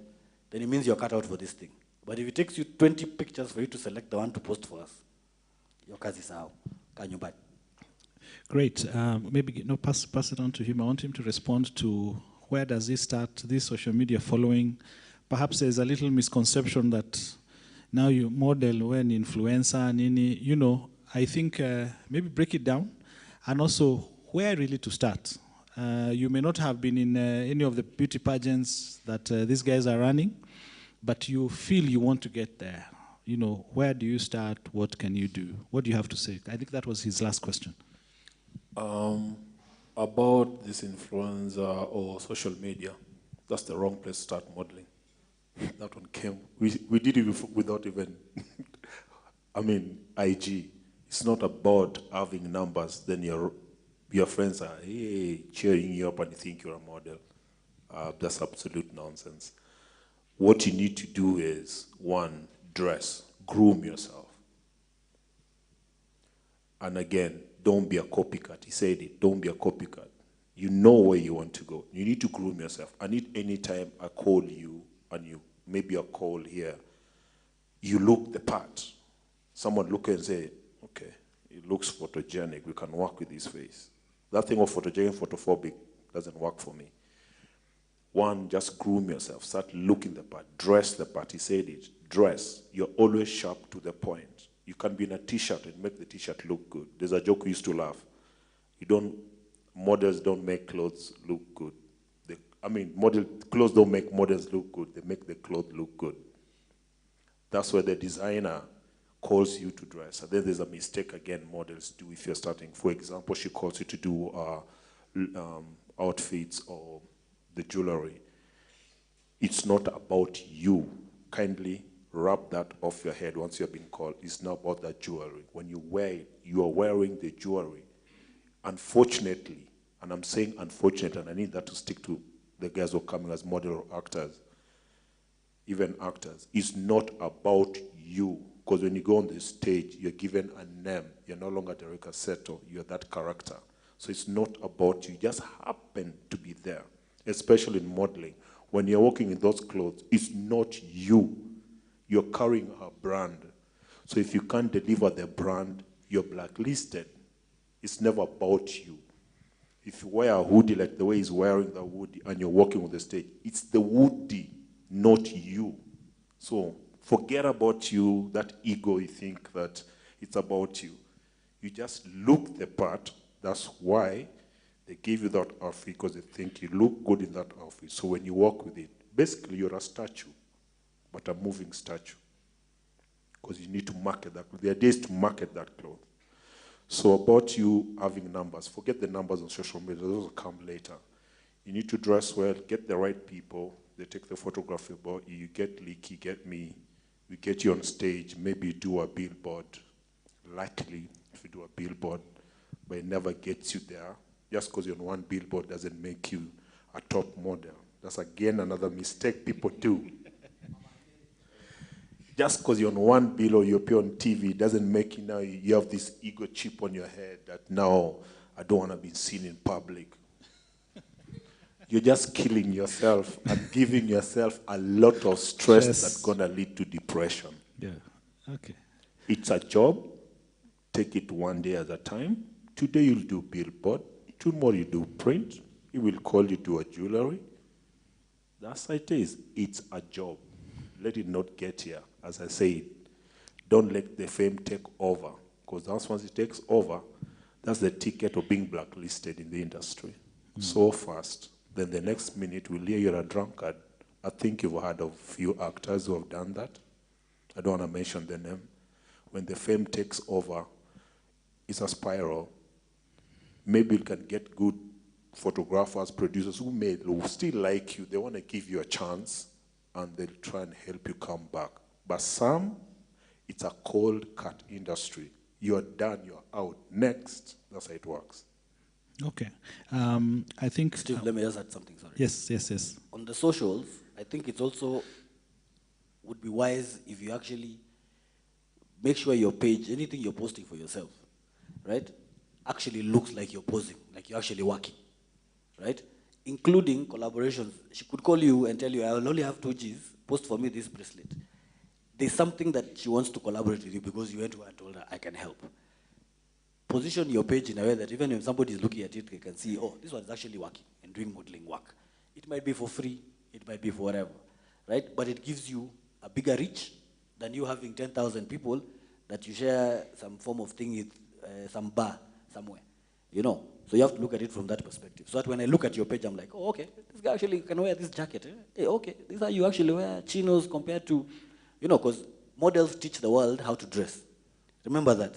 So if you don't look like a guy who knows how to dress, where are we going? You get? For girls, same thing. Is your hair kempt? Is your nails done? Look the part. So that even on your page when I'm following it, I'm like, okay, this guy actually has, this girl actually has, you know, that's a catch. Good. I also felt very pressed to add about collaborations, especially for those who are starting out. I know there have been discussions that utatumiwa vibaya, you know, you're being exploited. But I really don't know, you know, this creative industry does not have that many opportunities to really start making a lot of money, yet even the system does not support training. Like even in here, I mean, where do you get to learn modeling formally in this country unless on the job, you get?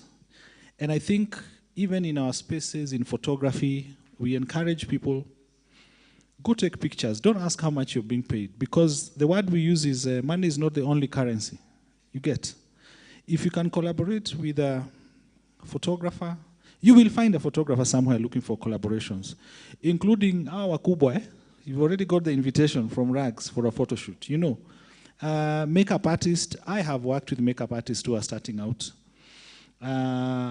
At different levels, maybe even a videographer to create for you deliberate content to build your modeling career from chini.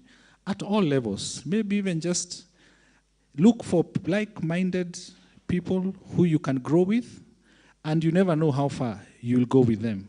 And I can attest at very many different levels, we have had people we've worked with, and they've helped us grow without having jealousy or a competitive spirit. Your example of having other people's products, you know, we always want to be selfish and just think about ourselves.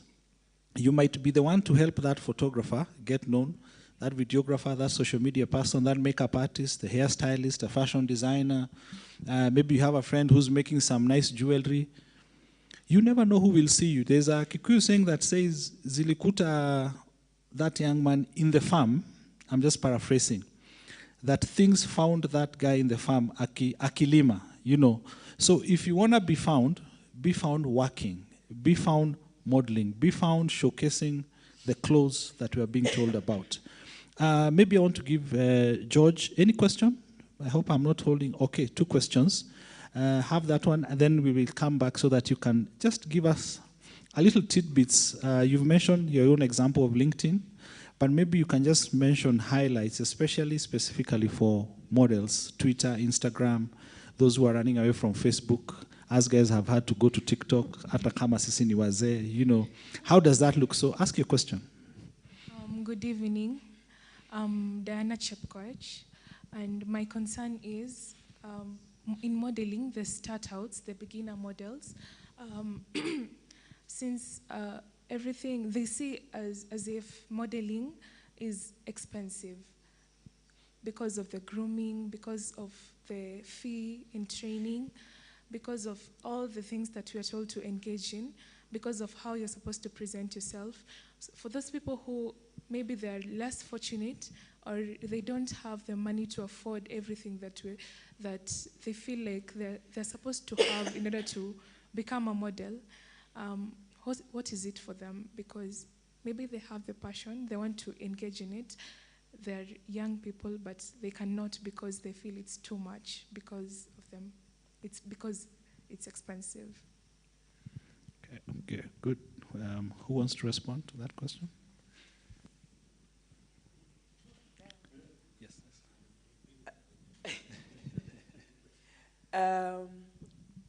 Let me ask, what is too much? What is too much in terms of grooming? many people think that when you're told to groom and present yourself as maybe as a model or elegant, you're supposed to have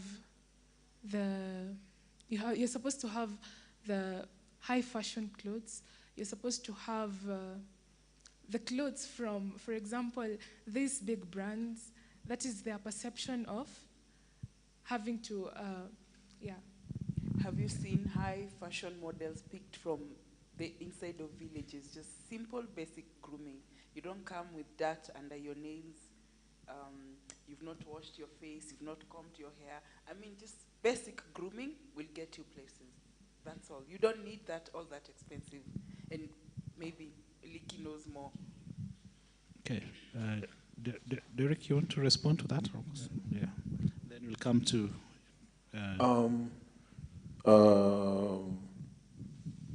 Grooming. I think that's the pressure, again, I was saying. That's the pressure you put yourself. Stop working with pressure. You're ready. I can see you're well dressed. So wherever you come from or in this school, if you keep maintaining yourself clean every day, they see, what's your name again? So they hear Diana, they're like, oh, we'll let them sharp. You're always sharp, clean. It's not about the branding. Okay, this is my rule about branding. You'll never find my t-shirt written near Gucci. Why? You're not paying me for that product. I rather have the small labor. I like keeping it low, but look neat. Just wear simple. You don't need to go to big shops. You can wear a second-hand outfit, but it looks neat. Just wear the trouser, look neat, always sharp. I always tell male models, you can look rough, but neat. I don't know if you get me. Then there's a thin line between dirty and clean. That works for both male and female. For example, I walk into his office and I'm looking for a job, or maybe you're looking for models and you've been told come to the office. Then everybody's dressed in a different way. Then you, all toned jeans, rough, you're overdoing it. You may scare your clients and feel you look unruly. As he said, are you on the red box or the green box? The shirt you're wearing, imagine if it's well washed, well ironed, and you didn't even tuck in, but it looks slick. There's the way you fold it. There's a big difference than if you just took it, wore it, and look rough. Forget the label. Look simple, but classy, than look so expensive and dirty. Get me? Licky? Yeah. You can stand.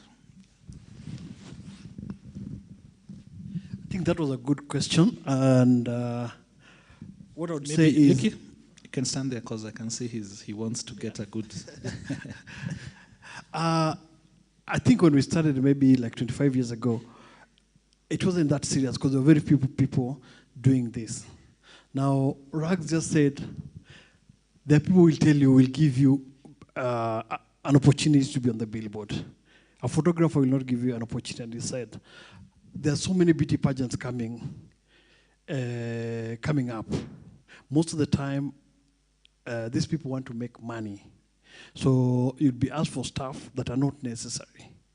Now, there are a number of guys who've run the London, New York, Japan, Tokyo fashion weeks. They were scouted deep in Karakana. People like Alekwek, Ajuma, probably they did not have even a single coin to get to Nairobi, but somebody picked them. So for us, now every girl wants to look like that girl they're seeing on that runway. That's why some people where I come from want to be lighter so that they probably look like that Muzungu on the catwalk. If you look at now New York fashion, they're looking for that, not even black, it's blue-black on the catwalk again. Just be there, look nice, as Derek said, then somebody will notice, this one would make it a model. Don't try to force yourself to be a beauty queen when that's not your portion. So being a model is not expensive. Derek said he was just there and somebody told him, boss, you can walk. And that's how he started his career, and he's a big model now. So let's forget about money. Let's be that part. Before you sit, Liki, we have somebody on YouTube asking, how can I join his modeling agency? Most likely it was yours. But then maybe you can give us just that basic. Somebody, a model wants to join a modeling agency. Just a little guide, a quick guide right now. Yeah. Our panelists really took us through a lot of things. Like Mag says, on your social media, we'll say whether you're a model or not. Now, we go to your social media. You want to be a supermodel, but we can find you at the dirtiest places. Probably you could be a better farmer because most of the time you're in your gumboots, you look ragged and stuff like that. There's that good ragged. You can look at this model. That's the look they want to look. But there are a number of good modeling agencies. Probably there's something you're seeing in yourself that you want to be. Now, for example, not that I'm talking badly, like footballers. Let's say somebody like Dennis Oliech. He went to school during my time. In fact, around that time, some people went to school and did not pay school fees because they're just good footballers.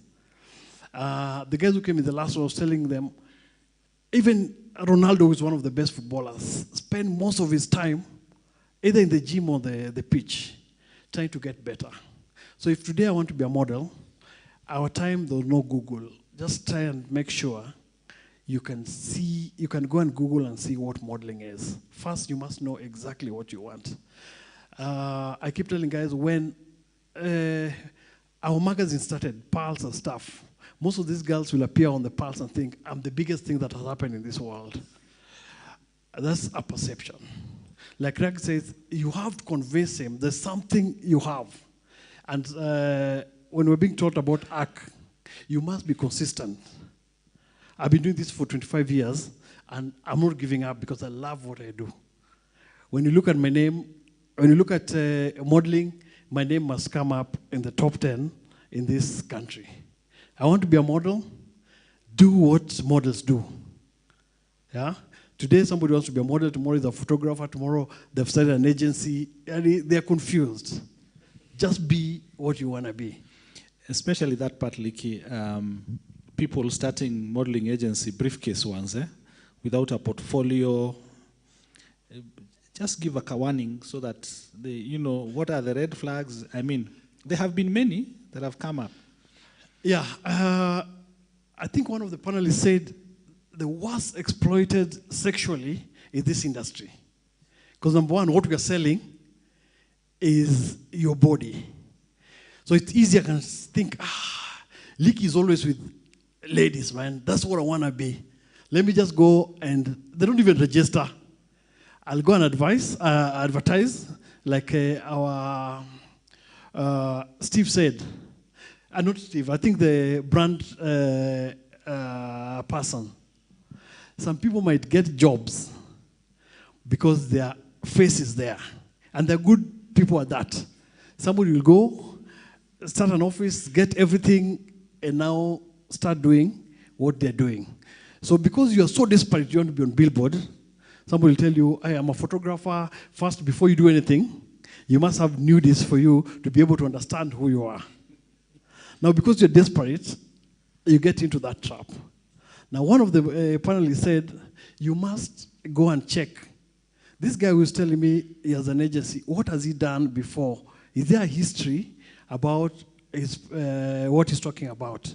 Because today you can start and get a job with Scanned. Some of us don't understand, and I think Mr. Max didn't explain. There's a brand, and the brand will not decide how they want the brand to look. They must go through an advertising agency which will say, this is what we want this brand to look. So, but then they go to the casting agency, then model, then photographer. But there's a channel. So I cannot wake up today as Liki Odera. The only thing I know and I can do is pageantry. So by the time I'm being called by a client, we are looking for ABCD kind of girls. They think about it. Liki, we think you have a size 6 feet and stuff. We want you to call them. Then they'll call 6 of them. The agency will decide, we audition, then decide on one. All of you are beautiful, all of you look the same, but at some point they'll see, this is what we're looking for. So don't jump into agencies before doing a background search. There are very many, but very few. Look at the billboards. You'll hardly find 10 models countrywide on a billboard. So 1 year, you'll find probably 5 models have made it into the billboard. But it's not just about billboard. There are a lot of things that we advertise, right? Like we say, you can collaborate with Anyango to do, probably, you just have a beautiful neck. You may never have the face, but what's it called? The jewelry looks so nice on that neck, right? Some people are asking, boss, that girl on that New York, in Africa, they only saw that black girl on that. The brand is seeing that's what can sell our brand. When you look at Versace 2012, they used the Maasai material, the shuka, on their cutaway in 2012. As we knew, why should I do a Maasai what's it called? The material.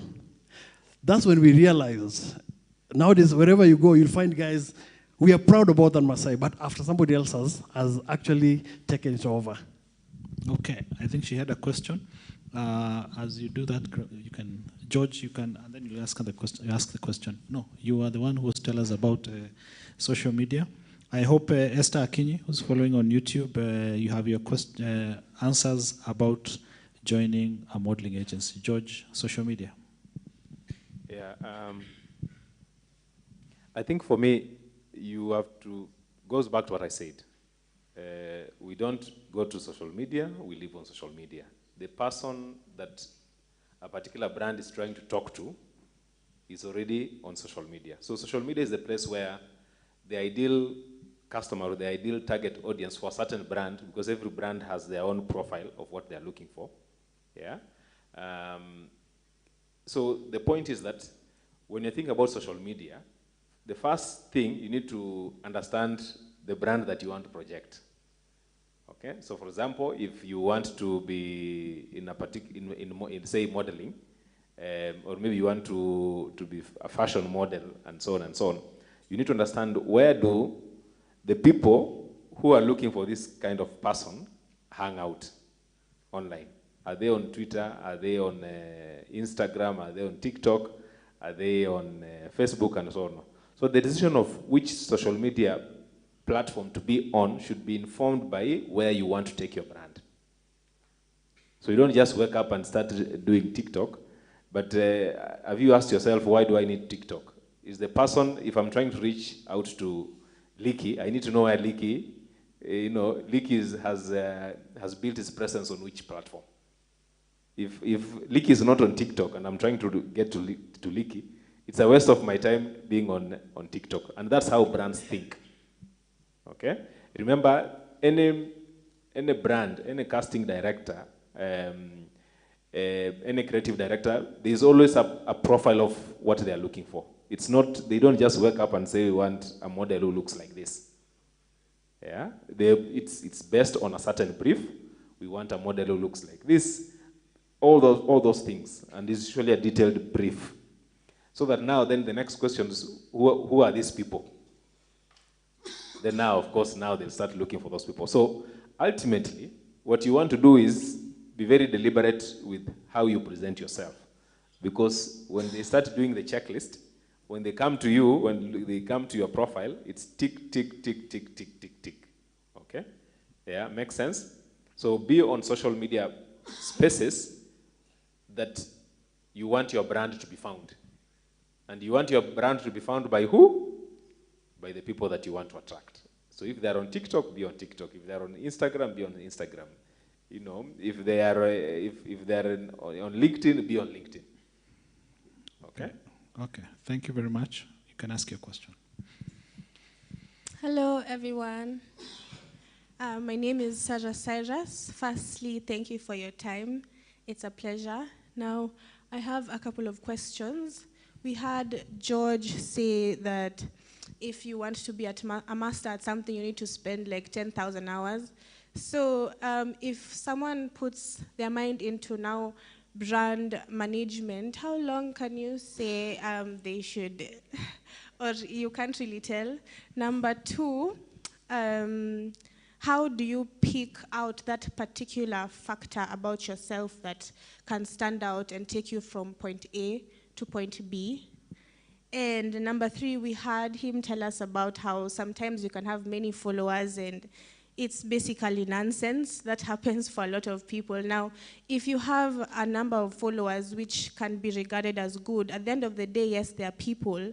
So how do you use those people to benefit, generate something, make sales? How do you use that as a positive factor? Yes, thank you.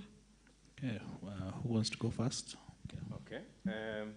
So the concept of 10,000 hours in anything is because you want to be a master. Remember, he's been modeling for how many years? He's been acting for how many years? 2 or 4. That's about 20 years now. 20 plus, 21 actually. 90. And you've not counted school, okay? Liki talked about 25 years of thinking, sleeping, eating, drinking, modeling, and pageantry, okay? So for him to be very good at what he does, to the point where I think he was being modest when he says when you're looking for people... Top 10. Top 10. I think top 10, I think he was being very modest. I think if you're looking for people who can handle pageantry in this country, I don't think you'll get to number 3 before Liki's name has showed up, okay? And I'm sure Liki will tell you that times he's called, Liki, bring a proposal for this. You know, we've seen 10 proposals, but kama ya Liki haiko hapa, we are not dealing, okay? That's the place you want to be. But look at the 25 years that he has put in, okay? So if you want to be a true master, remember, you will start talking about brand management, but there are, say, 1,000 of us in this country. So whoever wants to hire you, how does that person separate you from me? You see the dilemma? So it's not just about saying I can do this. I have to build a portfolio. And how do you start that? Pick some of your friends, work on their brands. Whatever you want to do. For example, if you want to be, so for example, to do brand management, okay? You have to start by building a portfolio. You have to invest in knowing what exactly does it take. Sometimes it'll mean doing a lot of reading to understand. You want to be a model, for example. What does modeling entail? Do you understand what modeling is? Not just the local mindset, globally. What does modeling mean globally? What are the opportunities? What does it take? What skills do I need? That part of reading, part of practicing, training, attending training, practicing every day in your house, how to do the catwalk. That's part of your 10,000 hours for you to get to a point where you're saying that you're very good. Now, I think one of the things she asked is, how do I sort of separate myself from the rest? I think you had a question along those lines. There are probably 3 things that you need to really pay attention on to be able to know how to position yourself to stand out, okay? Number 1, you need to look at your strengths. What is it that you're really good at? Because what you're good at may not be what I'm good at, okay? So even if you're trying to do the same thing, that extra, the X factor that you have beyond me, yeah, maybe you are an excellent writer, or maybe you have the best smile. You know, what is it that you have that gives you an edge, that is your strong point? You need to know them. And don't be deluded. Don't cheat yourself. You know, you have to also listen to people, listen to critics. What are they saying? Okay.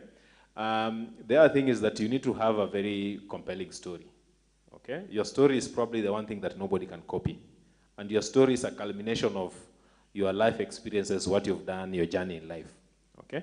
And one of the things I do in personal branding is to help people to craft their own story that basically helps them to connect with the people that that they're talking about, that they're talking to. Remember, you told us how, that would be your brand story, the accidental model, that, it's, nobody has that story. Everybody has their own story. So you need to craft your compelling story, a story that you can tell and people know, okay, there's something here. When you're building that story, you also need to basically put in, know where you're weak, and try and plug those weaknesses if they're going to affect you. So your story is very important, and it has to be authentic. Yeah? I'll assess your strengths and weaknesses, and then also be mindful of your personality. What vibe are you giving people? Because I always say, if people are calling you a witch, it's very likely that you're giving vibes of a witch. Precisely, So you need to, when people tell you you behave like this or you make us feel like this, be mindful of that. Remember, my advice to young people, I always say, and I think they have sung that a lot, is work with people in a way that they want to work with you again. Don't be the person that when you show up, everybody's like, wow, this one has come. You just take energy from people. Yeah, yet the other people, when they show up, everybody's, finally this person has come. The energy is good. It's good, yeah. Thanks, George, for that. So I realized that Esther Akinyi wanted to know how can one join. No, it's okay, Rags. I know you will. Derek's modeling agency. And also, once you finish that, I think I want, if we can take a minute or two as we head to wrapping up. It's already 7:30. Give us a breakdown. Liki tried to say it, but it was a bit quick and random. The architecture of modeling, especially like for agencies and all that. You're saying casting, there's a hierarchy, yeah? There's that ecosystem. What do they do, perhaps between the two of you? So, Esther Akinyi is asking, Derek, how can someone join your modeling agency and what are your requirements? That also means, if ata hatuko wengi, so don't fear being spammed. If somebody wants to work with you, Rags, if somebody wants to come and your fashion items, accessories, George, if somebody wants to learn more about branding, maybe you can give, if you don't want to give a number, you can give an email address, you can give a Twitter handle or an Instagram handle. So let's start with the agency, then we'll come to you, Rags. You want that okay, go ahead, yeah. So you had asked about how do you use your followers to your advantage. First of all, who's following you? Go and evaluate your page. 2, check what your most engaging posts are and what it is that post did for you to get that engagement. So go check your Instagram, TikTok, whatever. You can check your analytics on your own pages, right? Then now you'll understand these are the kind of guys who follow me. These are the kind of people who engage in interactions and which posts interest your followers. If none of those things interest where you want to be, then you need to start dropping some of your followers and start following the right channels, right? And you don't have to follow everybody. You don't have to be followed by anybody. You just need to make yourself something worthwhile for somebody else who's your target to be interested in. And I think that's where the catch is. So do a full analysis of your page. These are my followers, the age brackets are this, what are the most engaged posts, right? So that now you understand. If actually the people you're targeting are engaging with the posts that you're making, then you're in the right place, right? So you look at your content from that perspective. Let me just, before you get to talk about joining, about also social media, there is one perspective, and I think we have also talked about this before, George. Number one, a lot of younger people are chasing followership, okay? But followership is not necessarily blanket. It may work for Eric Omondi, it may work for all those celebrities who have many followers, even Akothee and the rest. But in every sphere of life, everybody cannot be Eric Omondi. All of us cannot have 2-3 million followers. So there appears to be a blind chase for likes, followers, and that kind of thing on digital. But you need to know that, like we have been singing here, people need to know you for something particular. A few people may be very famous. Even the reference of people like Aziad is what, if you may go and Google what a black swan is, it's a black swan. That she got her break at a very young age from just some cadence. How many people do you think in a million are going to take that path for Aziad? How many others will be that lucky? There are not many. We may talk about, is it Njoki Morira, you know, her and her twerking next to bananas in the village. How many others can do that? The rest of you, you have to do your 10,000 hours. There is no shortcut. And if you want to have a long shelf life as a professional, people must know you for a certain thing. We will know him for pageantry and modeling. We will know him for his acting. We will know him for his art direction and photography. We will know for your fashion and accessories. We will know you for branding. They may know me for my creative photography and design work. You know, people must know you for something so that behind closed doors, when people say, oh, we need this product and we need a brand ambassador for this product, ita yule msee anakuanga tu ako sharp, hana nini, ndevu ziko hivi, anaendanga gym, ndiye huyu hapa. Yeah.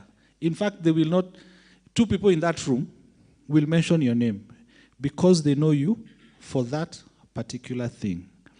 The rest are going to be extremely few who can take that path for like in Aziad and, you know, the Eric Omondis with, and you know those people, sometimes people call them socialites, they are famous for being famous. Famous for being famous. There is nothing specific that you can say, oh, nani anakuanga hii kitu? We just want a blanket brand ambassador. Patia Eric Omondi hiyo kitu. Atasukuma. You know, the rest of the people, you have to be known as an expert or be good at something in particular. How can we join your modeling agency?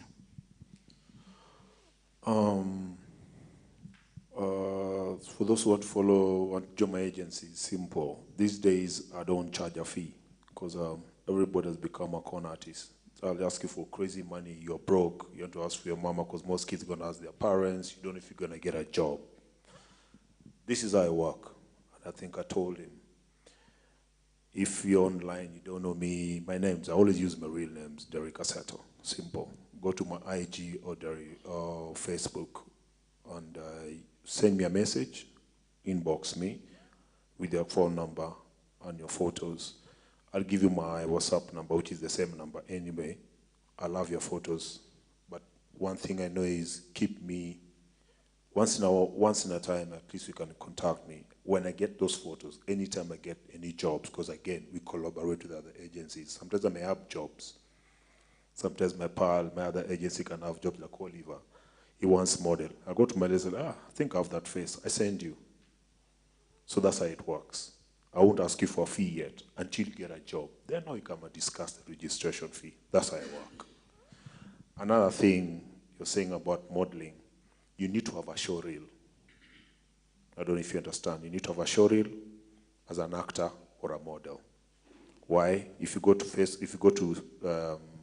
don't know what a show reel is, Google Derek Assetto on YouTube, you'll find my show reel of the movies I've done. So that's an easy way of getting you without a client asking, so send me a CV. A CV of a doctor is not the same CV of the model. You need to understand that. So your CV is your job. And this is the only industry, modeling and acting, where you can, tuseme kwa Kiswahili, unaweza kuringa na ina makosa. It's allowed. Be bold, as you're saying. Do it to your best. Like I can go to your page, if I Google your name on your IG, maybe if you're on IG and you want to be a model, I'll go to your page and look at your photos. Do you look like a model on your photos? That's another easy way of getting an agent. Do good photos, put it on your page. Don't do it for Derek, don't do it for Leaky or who. Once you put good photos on your page, make it bold, be random, be selfish, on the screen. Then follow those people. We'll click on you because the job we're gonna come, as you're saying, a breakdown like, oops, there's this person, but let me check. I check your photos. Remember, you're not even registered with any agency. Then I'll call you and may get a job. Another thing also is you need to be, what they call it, spontaneous. You follow rules. As in on your set, you can follow directions. Don't be difficult. Just because you're told to repeat something 10 times, that means you're bad. No. And that's it really. Just look the part. Start with your social media. You guys have been given a platform that we didn't have. Use your Facebook, use your IG, use your TikTok with good photos. If you're an actor, same thing. Then do a show reel. If you don't know what a show reel is, I've already told you. Go check it out. The jobs you've done, get somebody like him, do good photography, get somebody who can join them, then post them there. So if you ask for your job, you can send that. And a client will see your jobs are different side. And then being a model is just not runway. There are two types of modeling. It can be a billboard model or a runway model or a pageant. So you need to understand where do you want to go. You understand what I'm saying? Mm-hmm. So get those two, hence you were saying 10,000 hours. You need to understand which modeling do you want to earn. And just because you appear on a billboard doesn't mean you're famous. Don't get that twisted. That's the mistake I think a lot of people get. They get that billboard, then they'll tell me, I've seen guys on my page, oh, this billboard, you've seen the TV. I don't see to watch TV. So they'll send the photos. Wow, I'm like, okay, billboard, yeah. Oh, Maziwa, okay. So, next.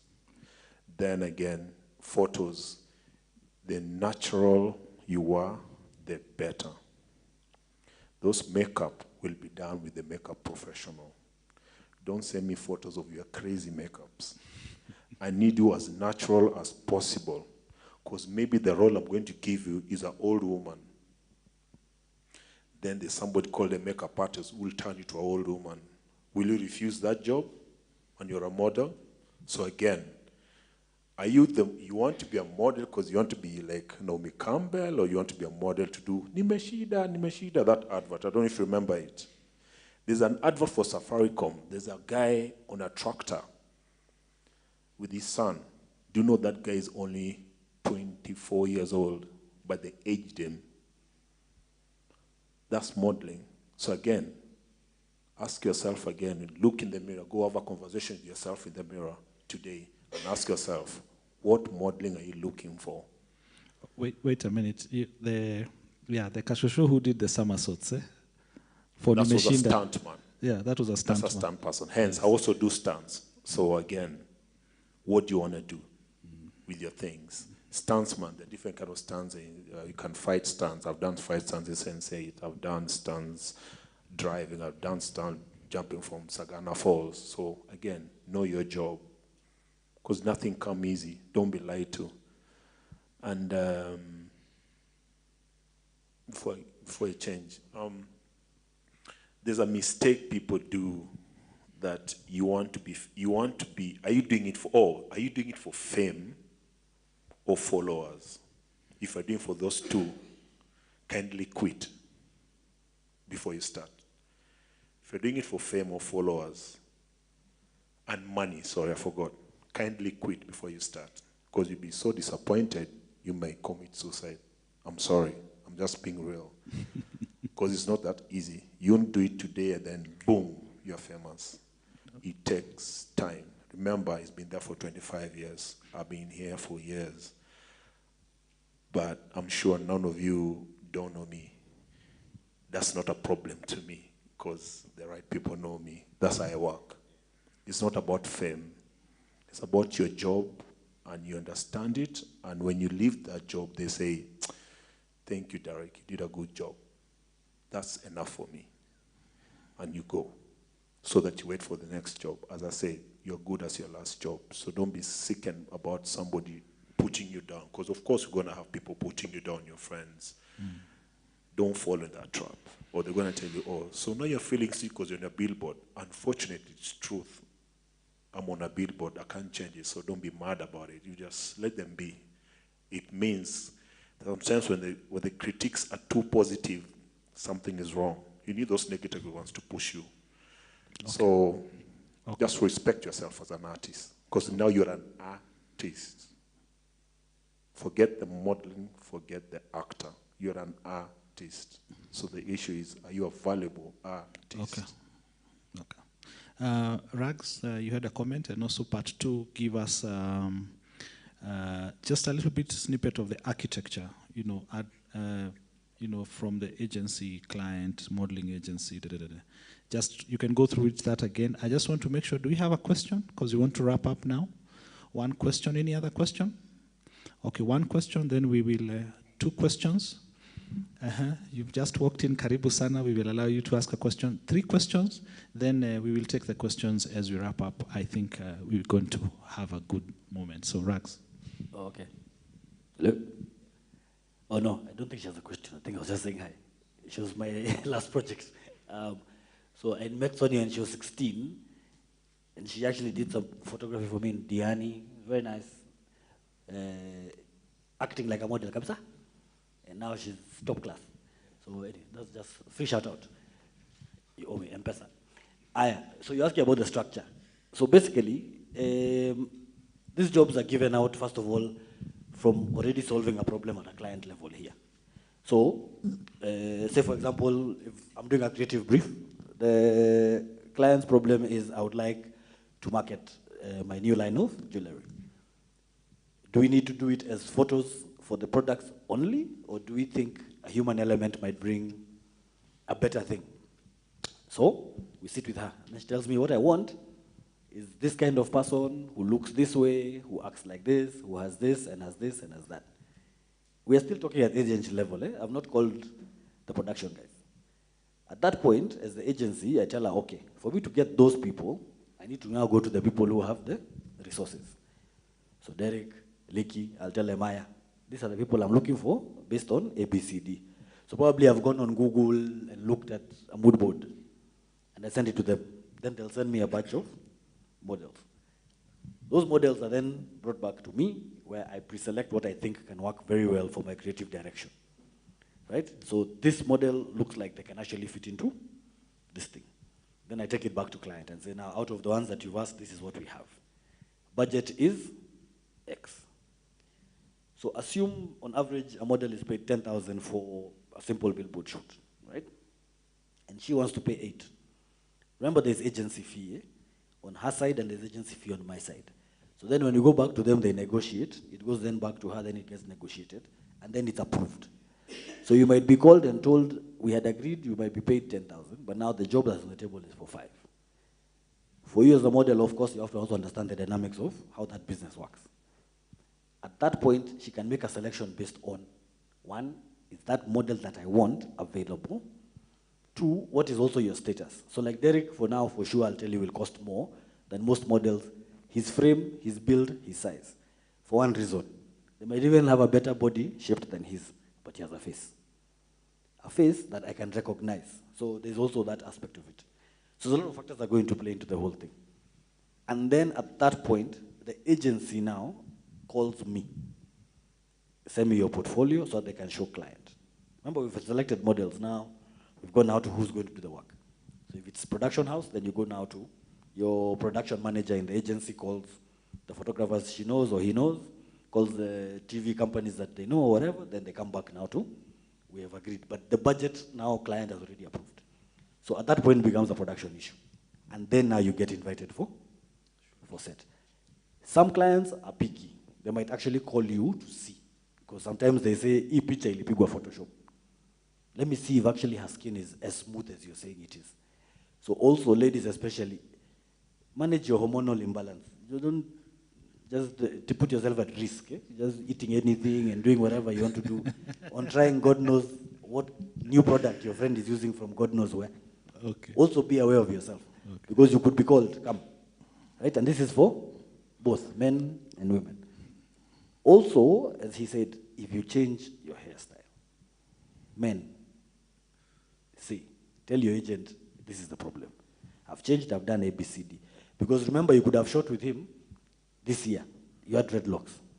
That's the look I want. And you fit everything. Then we call you, you're not available for the shoot because your dreadlocks are not there anymore. It kind of does a setback. So that's it. Okay, okay. I want us to finish. So the mic, did we have it? Yes, 1, 2, and 3. I think we can take one question each, right? Hi. So Mark is my name, Mark Gasheru. My question is, so let's say you and a particular model have come for a shoot and you both have the same style, or it's known for you and a particular model, you have the same style. Does that affect you as a model?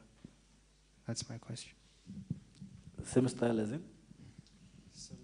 So like let's say you and another model have like rock jeans or you have long hair, you come for a shoot and many of you are like that. Does that affect you as a model? No, not necessarily. You see, also it depends on what is the shoot about. Normally, most shoots you're pre-told. You come with this kind of outfit, Nini, dress this way, I want your hair like this. So probability is if you all look the same, it's because of something somebody is looking for. Two, even when they're casting, they call everybody in their database based on the description that they have been given. Chances are, people of the same age dress similar, right? So probably all of us, if you look at us here, we're probably, you can guess our age, right? The way we're dressed, cool, Nini, we look better than most people, so that's normal. You guys will get here, don't worry. So ideally, you have to look at it from that perspective, right? Yeah, it is what it is, you know. So you have to look at it from that perspective. But it doesn't affect the shoot if that's what the brief was. To your question is, if you all look, you mean outfit or physical? Okay. Normally that's happened, because that's happened to me some time back. Normally they bring you, that's if the client and maybe the producer, the director are on a deadlock. So now physically you're brought to see the X factor. Now that's where the X factor is. Now is also you bring your A game. Because now the job is split between you two. And the one who's going to deliver gets the job. It's nothing personal. Again, I always tell guys, your X factor, what do you have? We may be best friends. When it comes to a job, that's a different ball game. So look for your X factor. Do you have something that she would look and say, you know what, she wears you know a jewelry, you wear a jewelry, yeah? You understand bit? Can you wear it like a pro? That's the X factor. That's how that it plays on. So that's what I always tell guys. As much as you're cool with somebody, always know one day it will get to that point of the X factor. If you don't have it, nothing personal. You lose the job. Number two, if you're going for casting, you've been called for casting, find out what I'm casting. Then try and look the part of what you think that guy who's there casting is looking for. Two, if you're going to rock something, as he's saying, rock it proper. Even when a guy looks at you, they think, okay. Because also remember in casting, there are other people in the room. So it may not necessarily work for this particular job, but it could work for something else, right? So there are days us as photographers are invited to do the casting shoot, But me, I'm there specifically to look for, can the person actually behave the way you want in front of the camera? So you come, you Peter here, registration, you come to me, I throw instructions at you and see. You may not work for that job, but I really liked your personality. So I want you for my other project. So you always have to look at it from that perspective. Hi, question? Hi, my name is Michelle Wambui. I'm an artist. I've done both high fashion and pageantry. Okay, so my question, or rather my concern, is the difference between influencers currently and models. There's an issue there. A thin line? Huh? There is a thin line perhaps between influencers and models? Yes, there's a very thin line. Most influencers right now are getting the jobs of models. So models are having to do more job or to do more social work. media work. Yeah. So if you look at it, most models are venturing into content creation, yeah, just to compensate for the difference in influencers, to cover that. Okay. So that they can be Yeah, so you can advise us more on how to get the, you know. Okay. Pass the mic so that who wants to? You. Pass the mic to her. She has a question also. Now, I think it goes back to what he said. Ultimately, you are a statue. It's what the client wants. If the client feels that the influencer who is not a model will deliver on the brief, they will get me the sales that I want. Shauri yako. You cannot complain about that. The issue is that you've not put yourself in a position where they think you're the best. Remember when I started, I said there are times when, and I think that example has just come up, that sometimes do you look at people getting jobs that you think you're better qualified for? It's because they have positioned themselves in a manner that they are visible, and they give the vibe that actually, for the client, they're thinking, this is the best person. You know, I'm not a model, but maybe somebody could want me because of the things that I talk about, the things that I care about, how I present myself. A company could want me, hire me as their brand ambassador or as their influencer. I'm not a model. You know, for example, it could be computers. And because I keep, when I'm showing my behind the scenes, there's always a mark there, and I edit very well. And, you know, a company, Apple could say, okay, we think this guy can be a good influencer for us in that market. So it has nothing to do with you as the person. It's just that, what does the client want? So as he said, don't get it into your head that it's about me. No, no, no, no, no. It's about the client and what they want. Yeah, I think, okay, yes, Derek. Another thing, don't do copycat.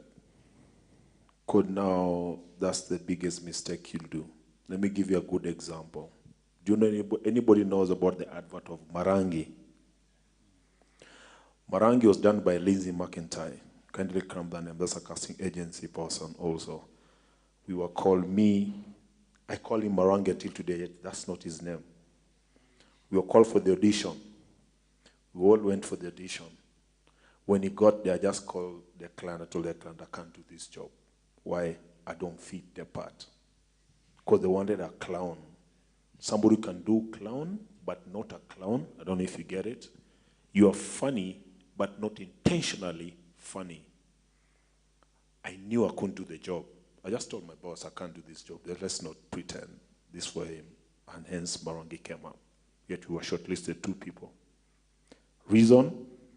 The other option that I can bet now, the other option they're going for is either they go for the clown version or the corporate tough guy. So you get it. So if it's not yours, it's not yours. It's not personal. Don't take it and don't get it twisted. As I said, stick to your lane. Dig it. Just because it's being funny, now you want to be funny, you look cocky and you look like imitating. Stick to your lane. Yours will come. And be consistent. As I said, consistency, continuous, grind, grind, grind. Like me, there are roles I can't do because I know they're not for me. So I can't start pretending to do those roles. It's just going to look funny. Okay. Thank you. I think we're up. Sorry. You want to add? Okay. On that influencer versus model thing, I think the problem is this, and this is where the thin line comes. Everybody with a phone and access to taking videos and into your social media account, which has no nini, you can call yourself an influencer. My always biggest question is this: what are you influencing? So you create your own path. I cannot go and copy Derek and try and be this humongous hero with this kind of thing. It is his thing, right? I can imitate, and you will know I am imitating, which is majority of the content we see today. That is why most of the times you're scrolling on Instagram or TikTok or whatever, it doesn't take even 2 seconds on somebody's profile.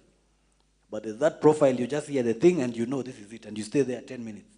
You even, scroll around the guy's profile for a while. So also for models, my advice is, yes, you have the platform. Even me, I can be an influencer. However, what and who am I influencing? And what makes me different. That's it. So forget the followers, forget this fame thing. Do your thing for you. Then I'll know you for you. Because remember, I'm interested in following you because you appeal to me. That's where it starts, right? So that's it. Anyango, there's somebody who's asked if you're open for partnerships. How can they get in touch with you? As you respond to that, Dinah Awur Agai, thank you for your comment, and those who are following on YouTube. And then we're going to have a round of closing remarks. I think we've had a good session. Some of the things that you're asking, before Anyango responds to that, were handled last week. Liki had an opening presentation just about basic knowledge and information on how to start modeling in Kenya. We have not shared it, but I will ensure that we share it via maybe a link on the YouTube post for the first session. And some of the other things were handled during that. And I also want to tell you that we have the last session in 2 weeks' time, the second week of May. So we will have the things that we have not handled in the second forum, in the first forum. Sasa tutamalizia zote in the third session. So Nyango, how do people can get in touch with you, social media, email? Yeah. Sorry, I am reachable on Instagram. It's pretty much faster, so just DM me and then we will talk. Then I can be able to see what kind of partnership. You know, it's also important when you're doing partnership, there are brands that you are able to uplift each other.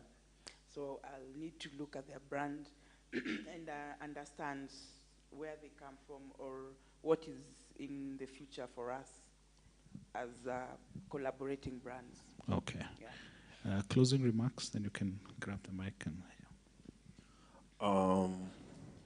The industry is a tough industry.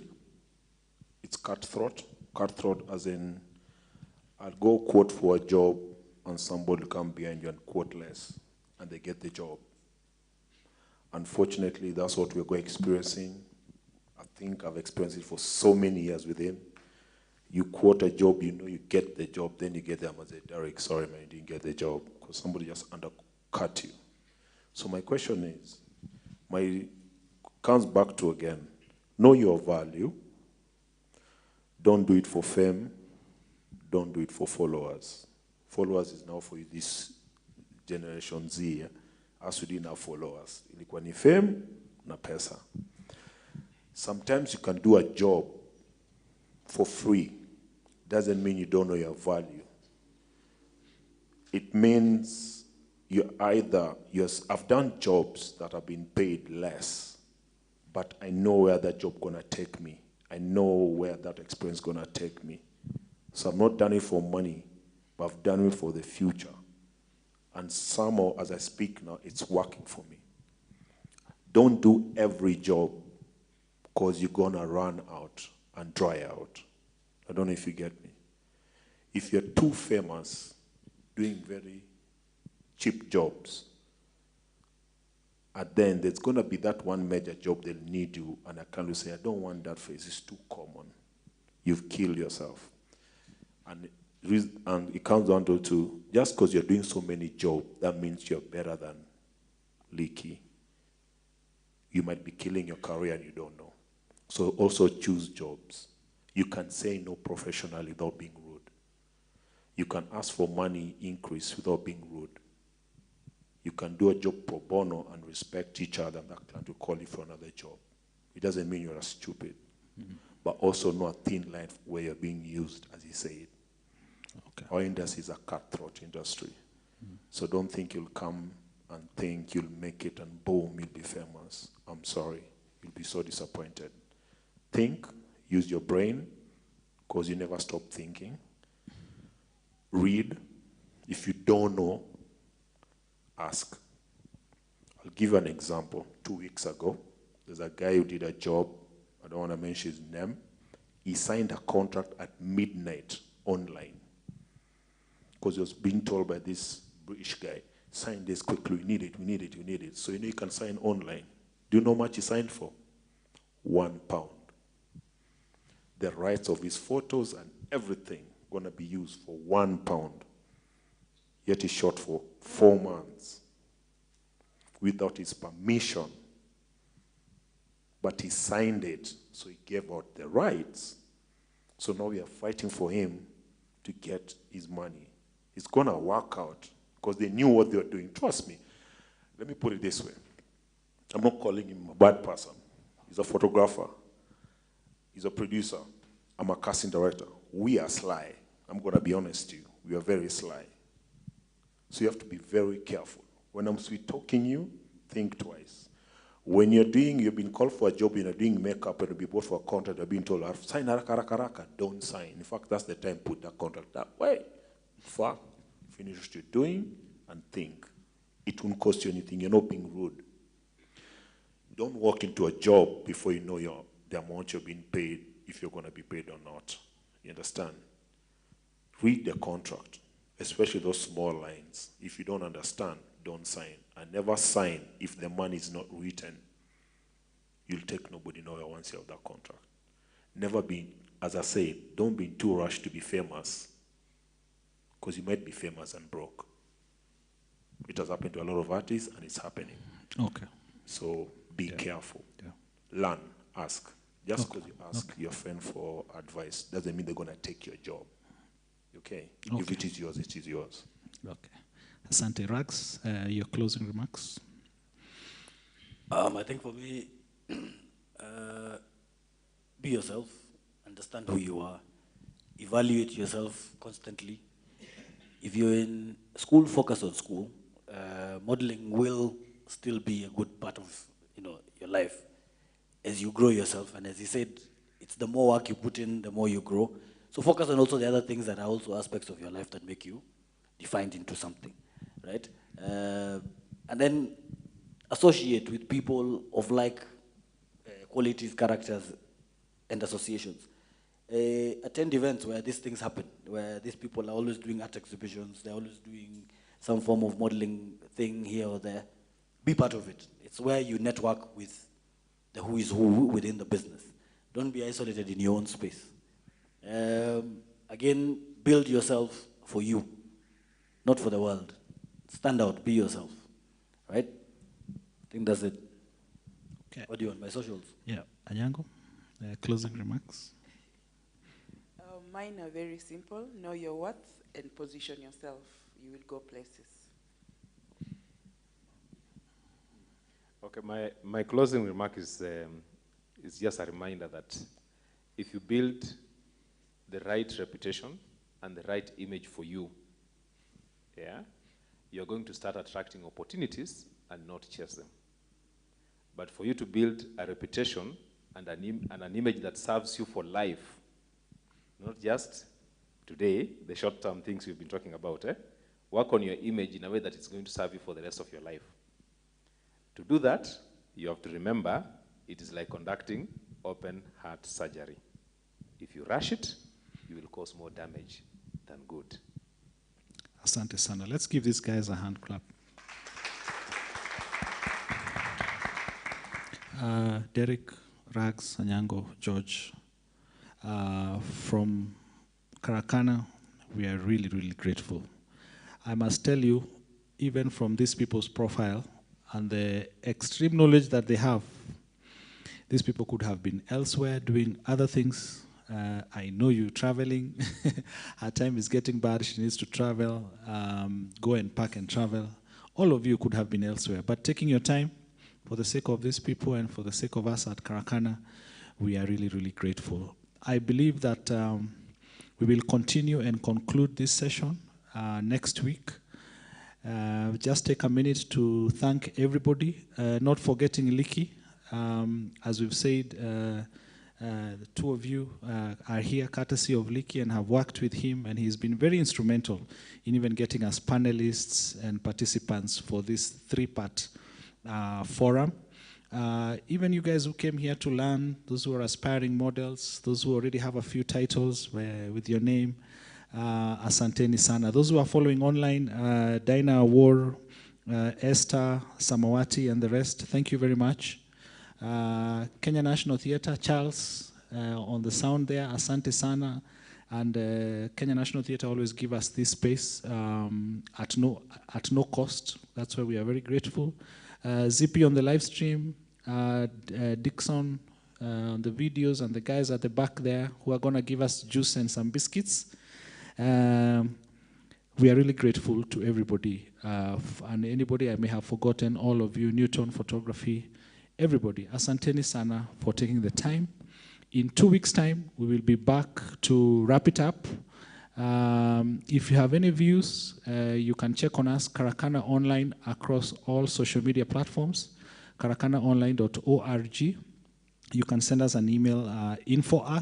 You can also drop me an email, nderito@karakanaonline.org. And we hope that, by the way, I tell guys, our collaborative energy is at an extremely high level. I even use the word toxic. Like, you tell us you want to collaborate, as long as it's in line with what we do. Our doors are always open because we want to edify, we want to grow, we want to build creatives so that we can have hizi vitu za wasanii kungangana kila saa. They are attainable. I mean, those good things, making money, having a successful creative career is possible. It's possible to have a successful modeling career. It's possible to have a successful creative business.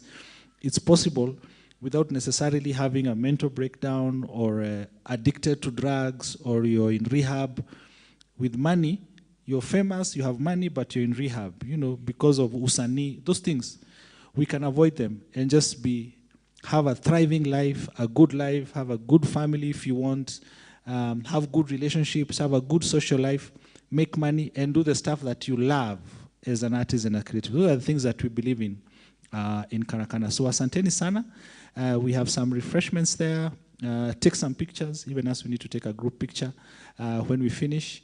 And I believe that you can exchange 1 or 2 numbers. Thank you very much. Let's give our panelists and our audience one last final clap. And see you in 2 weeks' time. Asante.